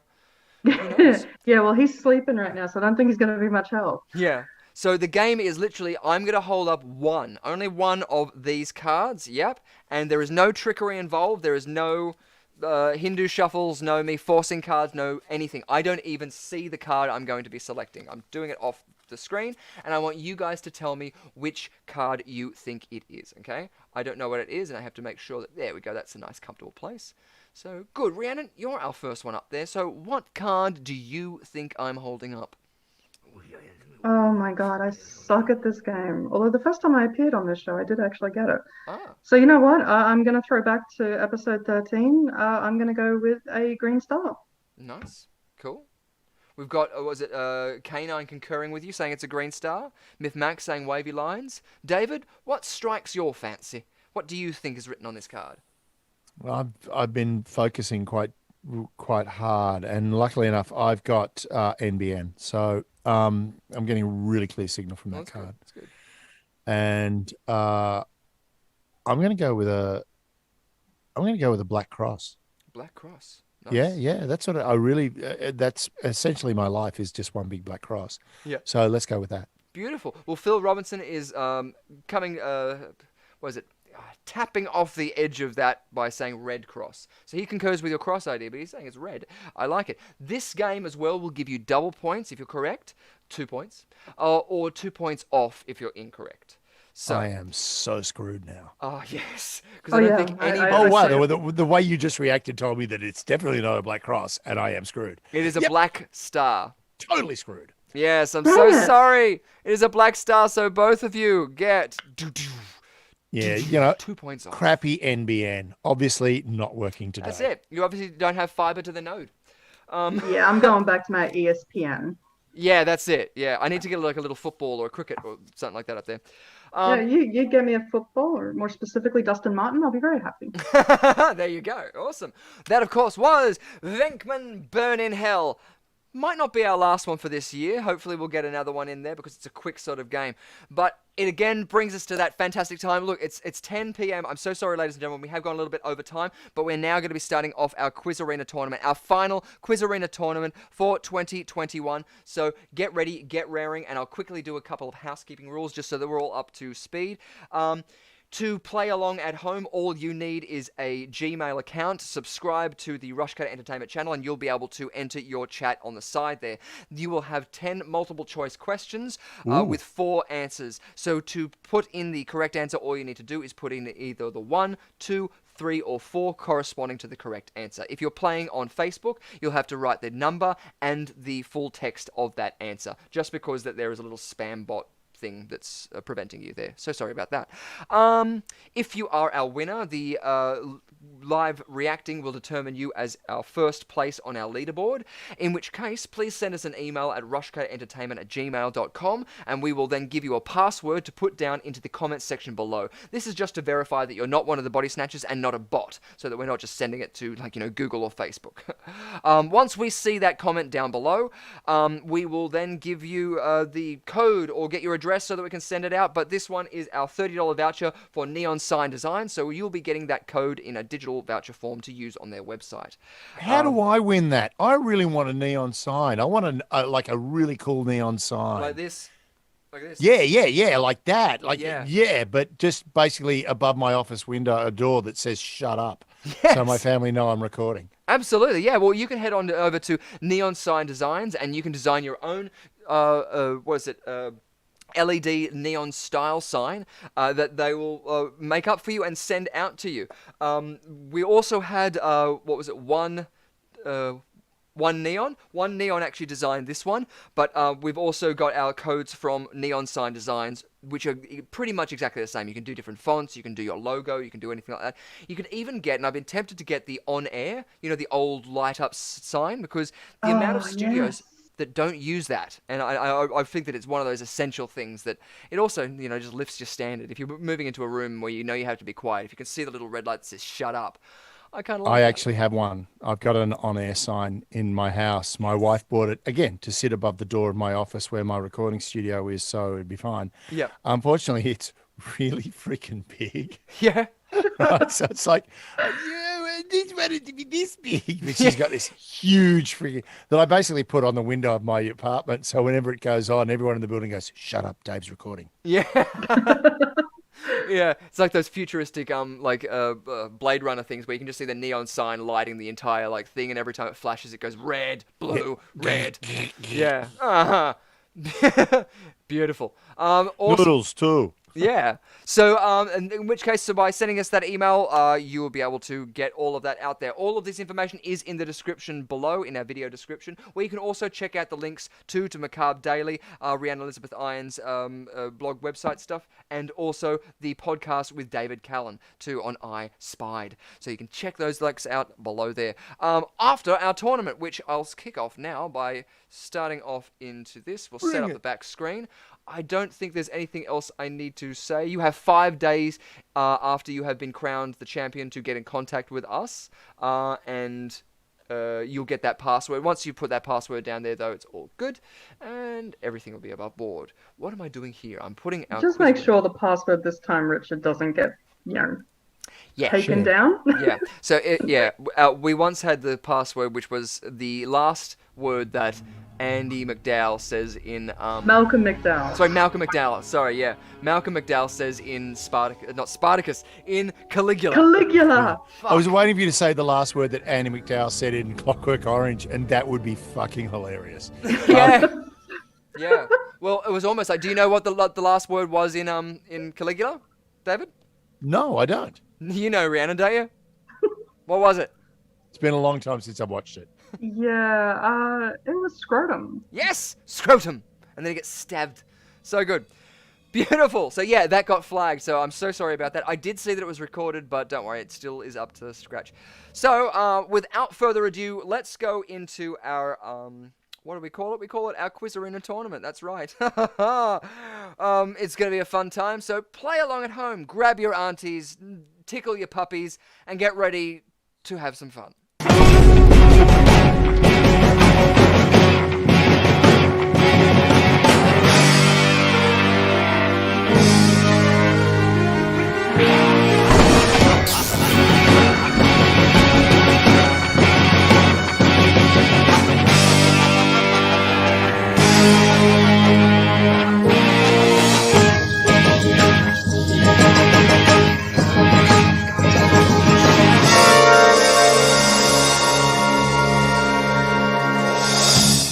Great stuff. With 5 seconds to go, we're going to be going into our Quiz Arena tournament. Now, remember, this is on a timer, so, yeah, just get ready for that. Our question number 1. What was the title of Jack Nicholson's last movie appearance? 1. The Departed. 2. The Bucket List. 3. Something's Gotta Give. 4. How Do You Know? Again, for our players, our guests, it's 1 point on for a correct answer, 1 point off for an incorrect answer. But does any of those, well, we're not going to ask Rhiannon straight away because she's going to know, but David, does any of those stick in your mind for what was Jack Nicholson's last movie appearance? I'm going to go with The Departed. The Departed, yeah? I feel like that's a brilliant movie. Oh, so good. Oh, yeah, That was the one that made me go, oh, okay. Not only Matt Damon, you actually know what you're doing, but also Leo DiCaprio. Holy crap, he's good in that. Yeah. And Jack's just Jack. And also, I have the lovely, crazy Irish tune that plays halfway through it. Shipping Out to Boston. I've got that on my. I have that on my iPhone. I bought it. I paid for it. I liked it that much. Yeah, nicely done. Top movie. Awesome. Well, unfortunately, it wasn't Departed, so 1 point off. Oh, shut up. I know, right? It was How Do You Know? Yeah. Okay, it's our last episode, so screw it. I'm giving you a point because you got that right, Rhiannon. Because technically. This is rigged. Totally. I think you should have to show your ID before you answer any question. Yeah. As in the voting laws, we should have. And your vaccine passport. What was the quoted rate for the hotel room Axel Foley stays at in Beverly Hills Cop? 1, 255, 2, 235, 3, 225, or 4, 195. Okay, well, let's make Rhiannon work for it. Don't answer just yet. We'll get your answer soon, but I want to see if your memory is I can't remember it. I know, exactly. That's what I was thinking, because I wouldn't either. But David, does any of those stick in your... Well, let's break this down. We're talking about Axel Foley going to Hollywood from Chicago, I think it was. Detroit. In the 80s. Well, Detroit. Now, $255 for a hotel room now isn't that bad because I stayed in a Swiss hotel in Sydney in a beautiful room with a balcony looking over the city. Fantastic. For about $350 for the night. I reckon $255. You said I reckon the $255? top. Awesome. No, right. Rhiannon, what do you say? $255 because that's pretty freaking No, expensive back in the 80s. I think it's a bit less. I think it's 235 from memory. Awesome. So 255 and 235. Let's Oh find my out. God. I love it. I'm going to kick myself if I get this wrong. Don't worry. I'm just going to expect to lose, so I don't care, Rhiannon. It doesn't matter. You've won tonight. There's got no it way I right. can come back from this. Yeah. Oh, dear. Well, you did get it right. It's good to always test our memory as well. So that's why My I am going memory to is make you work shocking. for it. I'm making you work for it. This is me just trying to bullshit my way out of a question that I have no answer for. Oh, Right. so good. So in... Oh, we shouldn't see that question yet. Oh! Yes, in Never Been Kissed 1999, Josie, Drew Barrymore, finds her car on the football field, surrounded by the school band. What theme song is the band playing? 1, The Simpsons. 2, The Brady Bunch. 3, I Dream of Jeannie. 4, Fresh Prince of Bel-Air. What are you thinking, Dave? Never seen the film. Oh, Never Been Kissed. It's No, good. It's... never. Well, actually, I have never been kissed. I married a heckler. I just get slapped. It's kind of the same, really. It's just a lot more abrupt, and it wakes you up more than sort of puts you in a sort of dreamy, amorous stupor. I'm going to go with Brady Bunch. Brady Bunch theme. Cool, awesome. Here's a story of a lonely lady. It's what have a name is it? named Josie. Yeah, it works. Yeah, I'm going to Yeah, go no, with what's that one from the Muppets? Beaker? Yeah, I'm imagining Beaker doing that one. that. Yes, Professor Bunsen Honeydew. Well, Yes. it's the Simpsons. What would you be saying, There Rhiannon? is. Look it up on YouTube. Beaker singing Feelings. Oh, yeah, nice. What would you be saying, Rhiannon? Oh, it's too Oh, late it was now. The Simpsons. Yeah. I knew that. You knew that. You wrote it. Unfortunately, another point off. Oh, I wish we could go into negative points. I'm going to see. Oh no, just take me in a negative. I don't mind. I've been there before. Don't worry. At the end, we'll play a Trust Me. We'll play maybe 2. If we go into our next one, which Stephen King movie adaptation was rushed into production before the book was even published? 1, Cujo. 2, Creepshow 2. 3, Christine. 4, Children of the Corn. Oh, no. I'm going to kind of think, part of me thinks Creepshow 2 because it's a sequel, so they'd rush a That's sequel. what I'm thinking too, yeah. Right, but Cujo, you see, and I read a lot of the Stephen King stuff, but I read the good stuff. Yeah. And there is bad stuff. Let's be honest. I mean, Stephen King, I love you. I really do. I do Even- like. At points, The Shining is like a bit hard to even sit through. I found. Oh no! Hey, wash your mouth. How dare you? I know. It's like blasphemy, but yeah, the book is all very work and different. no play. I am going to go with Creepshow. Yeah, Creepshow 2. Creepshow 2, awesome. Rhiannon, which would you be saying, just so I can Oh grab my it? god, I can't remember, but I'm gonna go with Christine, only because Christine, I actually nice. like John Carpenter's direction in that film. So. Yes. Yeah. Well, I was going to say And as what well, a director he is. just because when we did the breakdown of The Shining, we were covering the book, the miniseries, and the film, the Stanley Kubrick film, focusing mainly on the Kubrick film because of his stylistic in film work. But that would be a great one to check out, Dave, if you haven't seen the miniseries as well with Steven Weber. He plays Jack Torrance, and he's terrifying, and it's more book accurate. And have you seen the animated comedy? Really funny. Like, No, I haven't. Hilarious. Matt Groening just goes crazy. Oh, oh, of course, yeah. Makes Homer something. Whose body was Julia Roberts' head superimposed on for the poster of Pretty Women from 1990? 1. God damn, that's Shelley a Michelle. really good question because 2. I'd like to meet her. Yes, Peggy McIntyre. Even now. 3. Kerry Kendall. 4. Deborah Driggs. Awesome. Well, does any of those names stick out to you, David? Not to me. Look, I asked all of them out, but none of them. Or when you They're did go all on a date with them, they Playboy always had someone models. else's head. Yeah, but that would make sense because that was, I mean, when it was revealed, because I was actually like, I went and saw Pretty Woman at the cinema. Does that make me old? I don't Yes. know. Yes, it does. Well, Right. And it's not as bad as saying Really? I saw Metropolis when in the cinema. yeah, but did you see it when it was its first release? I don't think so. Yeah. So I saw it at its first release in Australia. Which would you be saying? Oh, can I see the names again? Because I really don't actually know. Yes. I'm You're going gonna to say go with Shelley. Peggy McIntyre, just because it's a difficult name to say. McIntyre. Nice. McIntyre. Benny. Awesome. She's a lovely lass with red hair. Yes. And we didn't get in time for a round. Sorry about that. I'm gonna That's not drink alright. right It this. was Shelley Michelle. I knew that anyway. They're all Playboy models. Every single one of those women was Playboy models. Oh, cool. Awesome.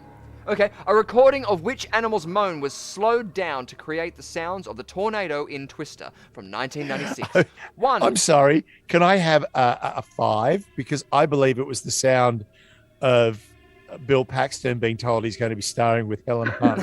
As soon as you heard that, they recorded him going, no, and then just slowed it right down, and that's what you got. That was the Twister sound. That was Yeah. the sound of the tornado, was Bill Paxton's groan of sorrow when he realized he had to spend about 2 months on a set in an action film Yeah. with freaking Helen Hunt. I think that's more accurate than either horse, dolphin, cow, or camel. But of course... Oh, Chris- sorry, there's cow there. No, it was the cow. Yeah, so you're going to go cow instead.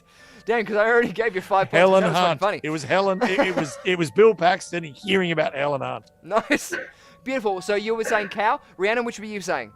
Camel. Camel. Nice. Awesome. I'd climb a mountain for a camel. I want to know what I was smoking when I wrote this question. I would jump off a mountain if it was for Helen Hunt.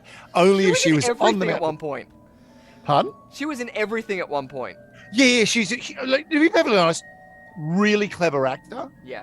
really, really good actor, but just Twister made me go, oh, you really didn't. Literally, it was the Krusty Clown. What was I gonna do? They parked a truck of money in my driveway. Yeah. It was really like her. It was her retirement fund. Yeah, essentially. that's it. Question number 7. Which Agatha Christie story was inspired by the notorious kidnapping and subsequent murder of Charles and Anne Lindbergh's baby? 1. Well, The Mirror Cracked. 2. Ordeal by Innocence. 3. Murder on the Orient Express. Or 4. Death on the Nile. Awesome question. So the Lindbergh Take out baby 3 and obviously 4. was a big thing. Yeah, it was a really big thing. Yeah. It was huge.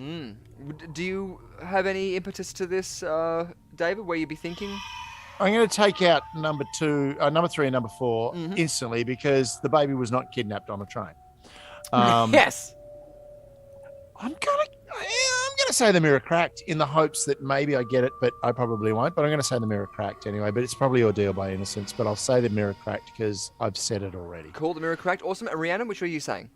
My favorite Agatha Christie story is Murder on the Orient Express. So Wow, cool, awesome. Because again, I would have done the exact same thing. I probably would have written it off of going, yeah, Orient Express. I thought of it as a different thing, but wow, there you go. Didn't expect that. and Anthony Perkins was in that as well. So you got Cool. a soccer reference. Yes. There was a And, bit- no, it was quite a Michael few big York. stars Michael in that. York was murder. Was Death on the Nile? Michael York. I Yeah. remember Michael York I in one of think. the. So it was Murder on the Orient Express. Yeah. Yeah. Oh, for Question number 8. What movie did Margot Robbie admit on the Graham Norton Show was her favorite Harrison Ford film? 1. What Lies Beneath. 2. 6 Days, 7 Nights. 3. Indiana Jones and the Temple of Doom. 4. Air Force One. 4. Oh Take my to the Streets. Sorry. Oh my god! You know what? Any of those answers actually reduces Margot Robbie in my mind, except for Air Force One, where he gets off Air Force One and gets on the plane, and they change the call sign.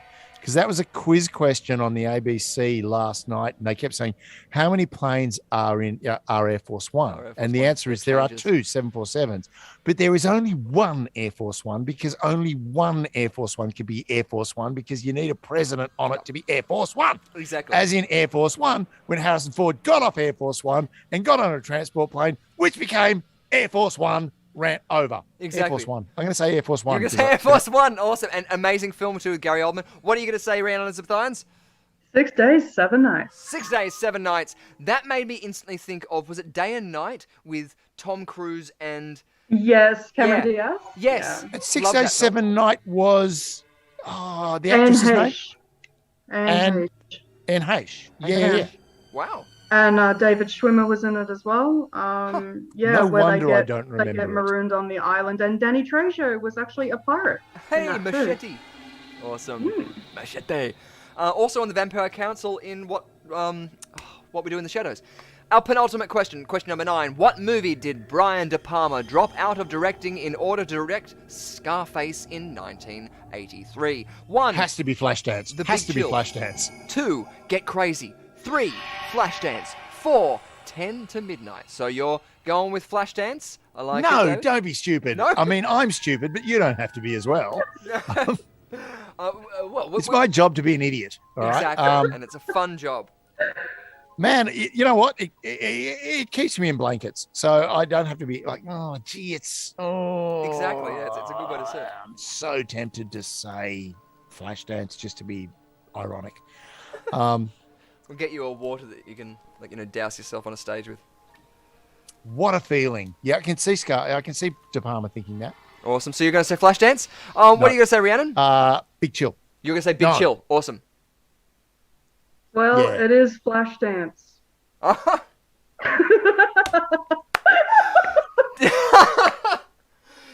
Is it? Is it really? It is Oh. Flashdance. Look, you can't write comedy like this, ladies and gentlemen. You cannot write comedy like this. So you go up to 35. Urge to Kill Rising. No. Honest to God, it's like literally the Dalai Lama is somewhere on this planet going, someone has just got some shit karma tonight. Yeah. So, our last question. Who wrote the book that the 2011 movie The Help was based on? 1. no. Minrose Gwynn. 2. Catherine Stockett. 3. Elizabeth Berg. 4. Denise Nicholas. So the movie The Help, what was that based on? It's a good Minrose film. Gwynn. So you're going to I'm say going to yes, say Minrose number Gwynn 1? because what's the point? I can't win from here. Oh, you got 2 points? Did I? What? I was right? Yeah, I gave you a 5 points for that thing when you said, give me 5 points for this joke or whatever, and so I was like, I laughed. Beautiful. Awesome. Rhiannon Elizabeth Irons, which would you be saying? I can't actually remember this one, so I'm going to go with Catherine Stockett. Just, Nice. Awesome. I Cool. think that's wrong. I really do. So Minrose Gwynn and Catherine Stockett, either 1 or Yeah. 2. Beautiful. Let's find out. It's going to be fun. It's got fun. Oh, no. Find out together. In just a few seconds. There we go. It was Catherine Stockett. Nicely done. So, yes, you got said that this one. was fun, and I'm sorry, that was not fun. I did not enjoy that. I never said it was fun for you. Stupid.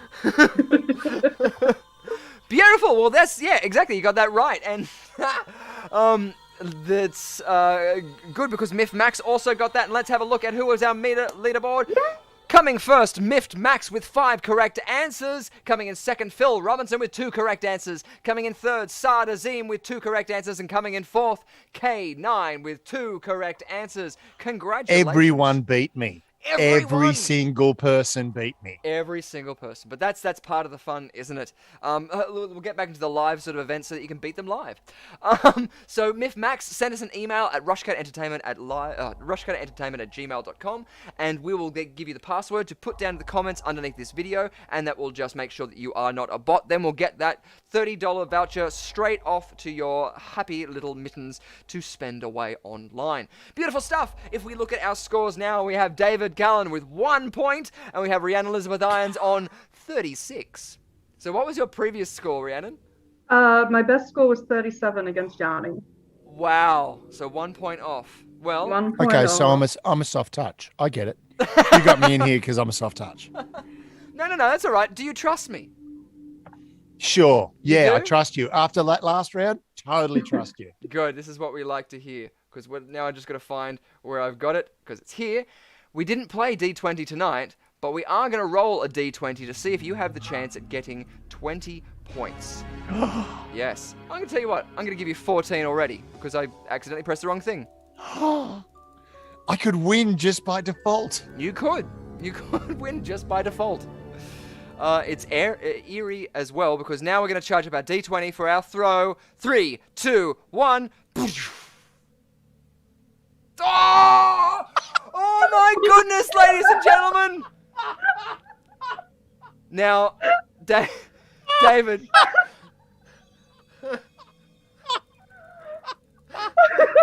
I hate everyone. Even the universe has gone, screw this guy with his yellow glasses. Piss him off. Oh my god, my ribs! I'm sorry, we've just destroyed the rest of Rhiannon's ribs, but oh my fucking god. Excuse me. I want you to give all of my points to Rhiannon so she breaks her record. Or I want her to have a 20 die roll. Yeah, I really okay, I'll tell you what. It's only fair. I think it is only fair, so let's get back to our interact. I'm going to clear that for another D20. Rhiannon, do you trust me? I don't trust anyone, honey. Oh, you got to say you trust me, otherwise you can't get the chance at 20 points or losing all your points. Oh, you know what? Let's do it. Yes! Go balls to the wall. You got a 6! You beat your previous record! 1, 2, 3, 4, 5, 6! Cheers, my dear. I'm glad I could satisfy you in such an easy way. By being Perfect. stupid. That's fucking brilliant, ladies and gentlemen. I am really ecstatic in the way that has turned out. Oh, David thanks, Callan. No, actually, I'm going to go around this way. Rhiannon Elizabeth Points comes second with 42 points, beating her previous score, with David Callan coming first on 0 fucking points. How did I come first on 0? Is that the aim of the game? I'm confused. No one's come 0 before. I love it. It's a first time for everything. Exactly. So you at home can consider whether or not you are the winner at home by the points that you have accumulated. Rhiannon Elizabeth Irons is the winner because she has 42 fucking points. It's the answer to the universe. Just ask the computer. Or 0 points with Dave Callan. Well, thank you guys so much. I cannot mention how much fun it has been tonight. I've had a riotous act, and we've broken 2 of Rhiannon's ribs already, so it's a good thing. Thank you so much, David, for coming on board. It's been a blast. Anytime. I've had fun. I'll see you next Thursday. Yeah, I'm coming we'll see you back. next Thursday, I'm gonna. yeah. I need redemption. I need a Yes. redemption round. Yeah. Not so Red Dead, but all about redemption. All of it. Yeah, I'm gonna shoot someone if I don't get my way. Hells yeah, that's the way. That's all And then about go and commit a robbery and find a skin of a rare beast in another quadrant, somewhere near Saint Denis. Yeah. Yes. Oh, the film references. I you don't found, play the it. game I references. watch my kids play it. That's how Oh. lazy I am with video games. That's so good though. You could have gotten passable just by that. You didn't even need to say that. That's brilliant. Well, No, truly, my son just got COD Vanguard, and I can tell you pretty much everything about every level, and I've never picked up a controller in the last 20 years. Yeah, no. Awesome. Honestly, from a storytelling point of view, that like, there's one moment that sort of, like, has a big turning point, and I was playing that as a frivolous game, just like, well, whatever. This turning point happened, and I was like, wow, I'm committed now to this character. And I felt really good, but it also deals with subject matter that was completely pointing it historically to the time, and only up until, like, 50 years ago was extremely prevalent in our society. Like, my grandfather was in the Blue Mountains because of the same thing that the Shining Hotel was built for, which was for tuberculosis sufferers. So, yeah, it's still something that our grandparents, our parents, it's still on the top of that. So, yeah. But if you also want really, like, for gaming, if you want really just viewing pleasure, The Last of Us, either one, fantastic. Watching some child try to get his way through that. Yeah, the Last of Us, that first one, that brilliant. I didn't play the game, but I saw the cinematics, and oh my fucking god, it's almost on that Mist sort of, like, you know, story-wise. It's so good. And that's one of those ones, like the Mist. I don't want to spoil that because that is so pinnacle, like, about the story. But yes, but thank you so much. Like, yeah, it really has been a blast, and we've gone so much over time, and I hope you don't mind. Yeah, my family are actually at my office door going, "You were cooking dinner." I'm like, I know, I'm sorry. Oh, it's gonna get ugly. Yes, we'll let you go. But before we do, I do want to just do a quick thank you to Rhiannon. Thank you so much, but not only for writing our quiz questions. I mean, she is the quizmaster for the champion for a reason. Season 1. And yeah, she's a champion because she wrote the bloody questions. No one told me that.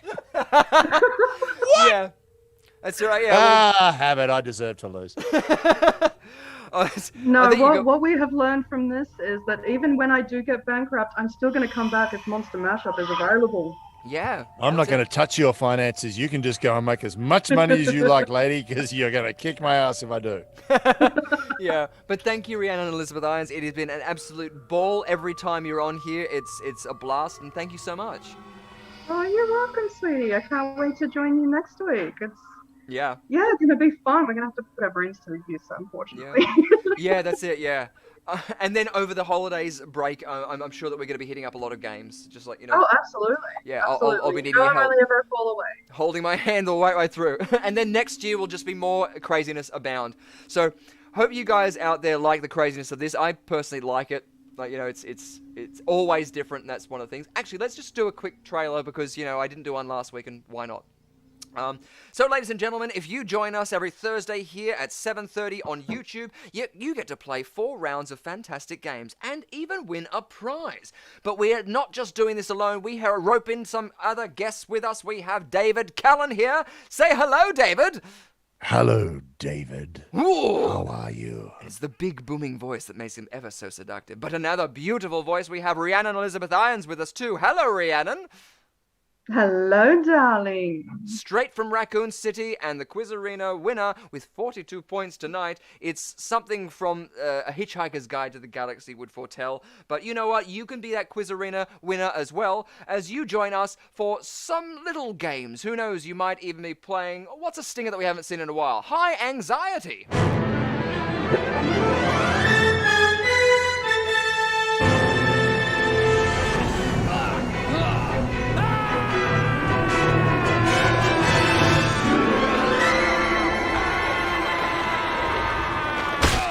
In which case, we're going to get the heights of different characters from horror movies or any sort of movies and try and put them all together in their order. But of course, we don't have just that game. We, of course, have the game we played tonight, and I personally love Chrono Loco!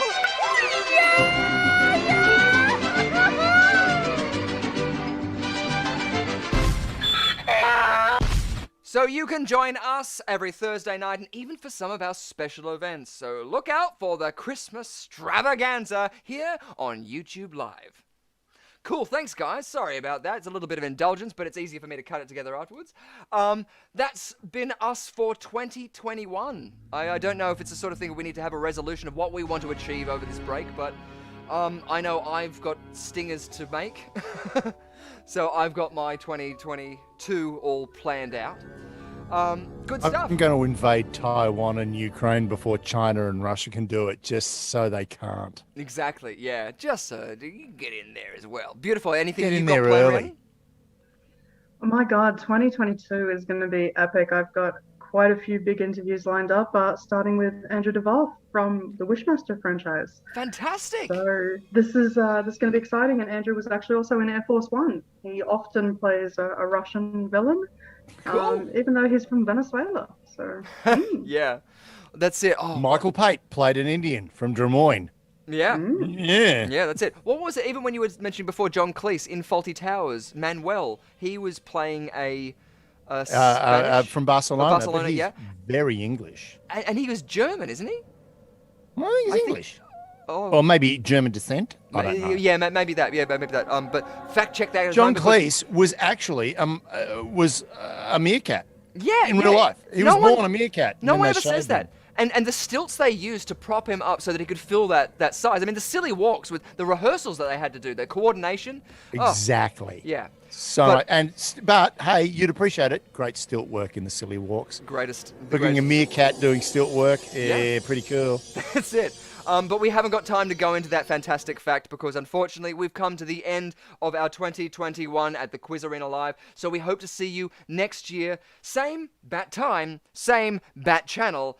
We'll see you maybe even next week at the Quiz Arena's Christmas Stravaganza in the North Pole, where you can get the chance at like 5 different prizes. We have a first, a second, a third prize. We have a prize from kickpuncher.se, and we even have the illustrious Davies chocolates. So, Yanni Agisolo, he loves them. You'll love them too. So join us then. See you then. I don't know. Outros just go for way too much longer than they really should. Bye!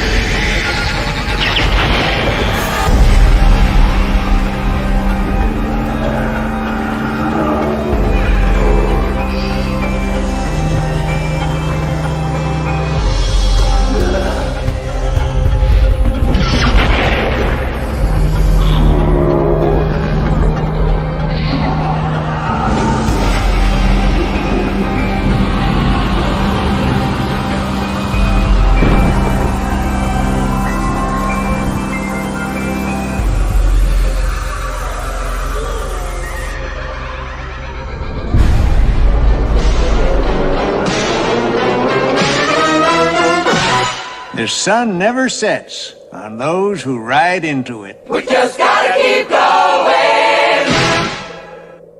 It is moving at a high rate of knots. Yes. Where's Richard? Well, I was about to say You didn't not tell so- me it was rigged. Rigged. That was fucking rigged. No, Not- enjoyed every minute.